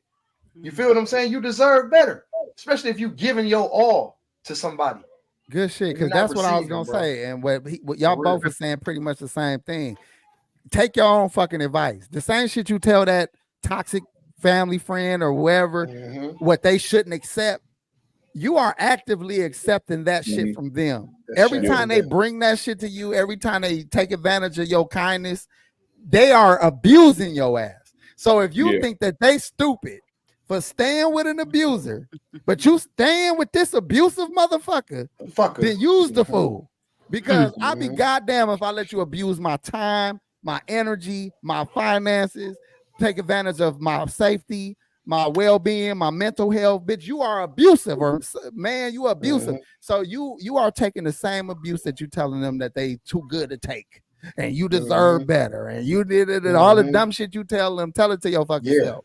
Because you're putting yourself through the same shit and putting people around you through it. If you got, let's say you got a girlfriend and your male friend or your brother is a piece of shit, and you keep helping your brother, your girlfriend or your wife got to deal with that. Your kids got to deal with that. You keep taking from your house to help this motherfucker, or vice versa. She got a family member that she got to keep saving. She taking from y'all. It's a it hurts far more people than you can imagine. And you know, even you're supposed to stay away from fools for the same reason, because just out of their stupidity, they will cost you something, possibly your life. You can't be around these type of motherfuckers. Yeah, are you right? When you right, and even if it's your own people, I don't want to go like start calling out. Even if it's your own flesh and blood, you know what I'm saying? If you see that they is just ain't on shit. You is a liability, and every time I come around you, your hand is out, and it's not cancer, it's not because you need it. It's because you just won't be responsible. Man, fuck what you talking about. It's a cancer, G. It's and they know that they're like a safety net for them, so they don't even feel the need to be responsible. Can't do it. That's like if that motherfucker come to your door like, they're gonna kill me if I don't give them $100,000. Hey man, shit. You got a vest on, nigga? Look, hey man, look. This you got a vest, nigga? Yeah, exactly. This is what I got for you. Here goes some shoes. I see you got your slides on. Here goes some tennis shoes. Hey man. Here go. You need some bullets? I got a couple bullets for you. I got a 380. No, it's some bullshit too. I'm gonna give him the high point 9 that I had for like 30 years. Go on here, take that out there. Dusted out the shoebox. You got 2 shots with this motherfucker. It's gonna jam up on you. It will jam each time, but just shake the shell out and cock it again. You good? You know what I'm saying? Run, nigga. The only thing is you got to put the bullet in the top. All right? No, you put it in the barrel and just shake it down to the edge. Shake it down. Shake that motherfucker down. And then cock it. Oh, that cock is slow as fuck. Don't you cock that motherfucker. No, hey, P, you got to shoot it like this. You got to cock it and pull it and then shoot it. And let it snap back hard. Let it snap back, so it go off. Nigga, I got that, nigga. That's what I got for you, man. Scotty, help! I'm gonna die. Like, nigga, hang up on that nigga. Hey, if I was Ice-T in that moment, I would have been like, damn, we done lost another CI, man. We're gonna have to get another motherfucker. We're gonna have to get another crackhead. Running a burning building for a crackhead. Yeah, right. We're gonna have to get another motherfucking crackhead to stand up in there because they caught that one. They would have watched that building blow up. They would have been like, damn. This nigga was sitting there taking wires off of bombs and shit. At least you're not selling drugs to that motherfucker no more. No, not me. No, sir. We lost another rat. Let's go. Especially back then. Especially back then, they wouldn't have gave no fucks about Pookie. Hey, they would have watched GMS. I'd have been in the background like, who got Wack 100 number, man? We need another nigga to go in there and on Pyru tell on everybody. Hey. But you forget Ice-T was like, I was Pookie. That nigga was Pookie. You gonna make me go watch that. He definitely was, because he had that crazy ass line at the end. I want to shoot you so bad, my dick is only that was the most illest. That was the illest motherfucker. Dog, that shit funny as a bitch. All right, well look, that's funny as hell, bro. We did to show some justice. I'm glad we ended on a different note. We had a few more questions, but let's just leave them for another time. And everybody in the chat, we appreciate the love, the donations, the cash apps, the super chats. Make sure y'all hit like. Yeah, definitely. That's what we need more than all of that. Make sure y'all like and share the videos and whatnot. Birthday, Wade. Oh, happy birthday, Wade. Shout out to Wade. This week. 65. Congratulations, brother. All right, brother. Yes. Hey, you done made it. You an OG triple. Hey, man, we need to ask Wade questions. Wade, my brother. Gotta open the phone lines again one of these shows.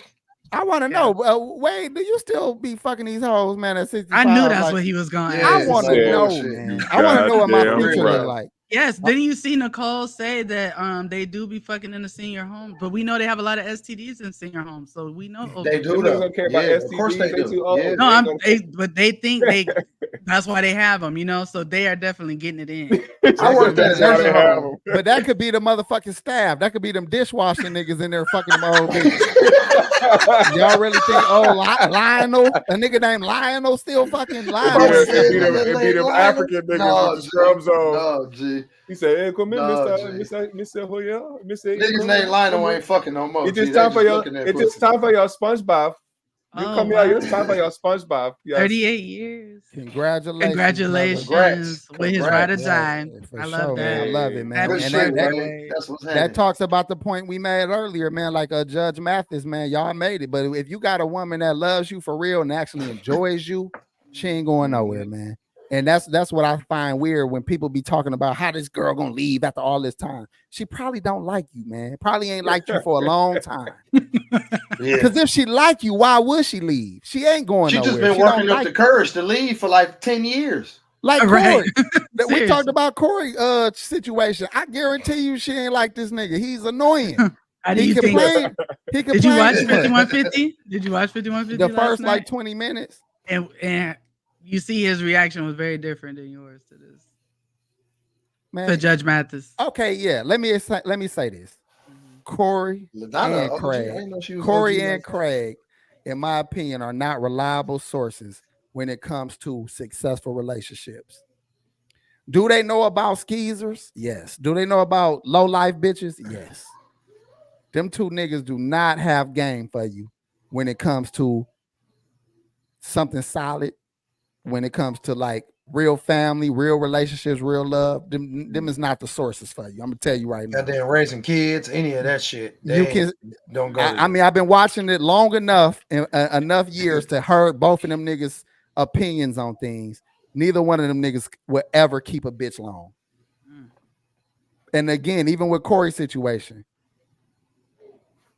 we already know what he do. You know what I'm saying? He take care of, he do what he can do financially to keep a bitch around, but I don't know. Like I said, I ain't gonna say too much more than that. They not the sources, but and I think that's what Darlene was trying to get at. The bitch has the woman, has such a trouble speaking, but she was trying to get at like, you motherfuckers ain't the That's why ain't she the be hitting them with motherfuckers the, to be "Are asking you?" about this shit. That's why she does that. She be like, "Are you or do you?" Or she always be trying to revert the question back to him. But it's like, just keep it real. You've been around the motherfucker so long. Just say it. Say what you trying to say. You not that nigga you think you are.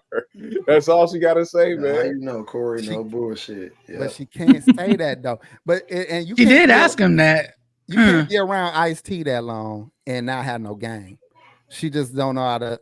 Either she's being real careful not to embarrass her employer, or something, because She them protecting something. them niggas ain't Ice-T.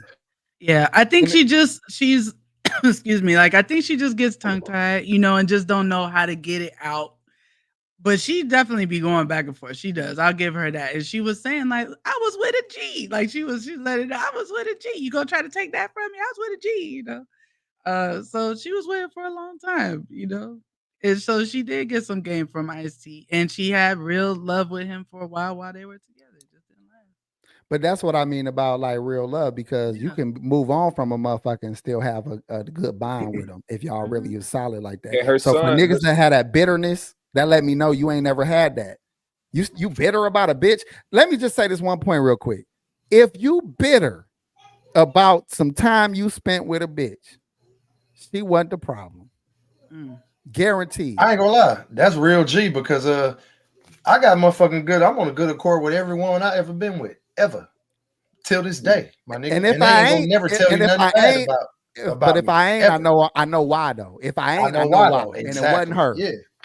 Yeah. You know what I'm saying? I had some issues within myself. I had to. So deal when a with, nigga with talking it, but, bitter about a bitch, chances are, nigga, you been the goofy the whole time. Yeah, that's a fact. That's a Just- fact. That's what's real. That's a fact, my nigga. That's real. That's real P right there. You supposed to walk when a bitch finally wise up and leave you. You supposed to be like, bitch, I didn't know you was shit. I'm glad. I'm proud of you. Thank you. know Man. you had You're me. welcome. Shit, You know what I'm saying? yeah. Live long and prosper, baby. You. I respect you more now. You know what I'm saying? You seen Star Trek? Live but long that's and when prosper, you. But baby. listen, G, that's when you go tell other motherfuckers about her. You be like, man, look, man, that was a good woman right there, man. She you to talk about the good shit about her. Like she, you know, she used to be nice and this that. If you pissed and you got a problem with the bitch, it was probably some shit you wasn't doing. I mean, just keep it 100, man. I keep it 1,000. I mean, I'm the realest light-skinned nigga on YouTube, according to Reaper. Shout out to the Reaper. All right. Well, look, y'all got anything y'all want to add before we bounce? This is a great show. I think we did really good. Dope ass show. All right, good. Well, we up out of here, y'all. We don't More freestyle. than 2 hours. Extraordinary. Yeah, Hell right. no. More than 2 hours. GMS. I Can gotta you be up believe at we 4 in did the it? morning. I gotta go to Indiana, man. Oh, well, shit, man. Good luck and get that bread, brother. Oh, I most got to work in definitely, the morning man. too. Shit, what am I thinking? Shout out to the show, man. Great show, yo. Yeah, thank you. And we're all Always. together again. Yeah, this really did our thing, man. So, all right, we up out of here, man. Y'all have a great night. Peace.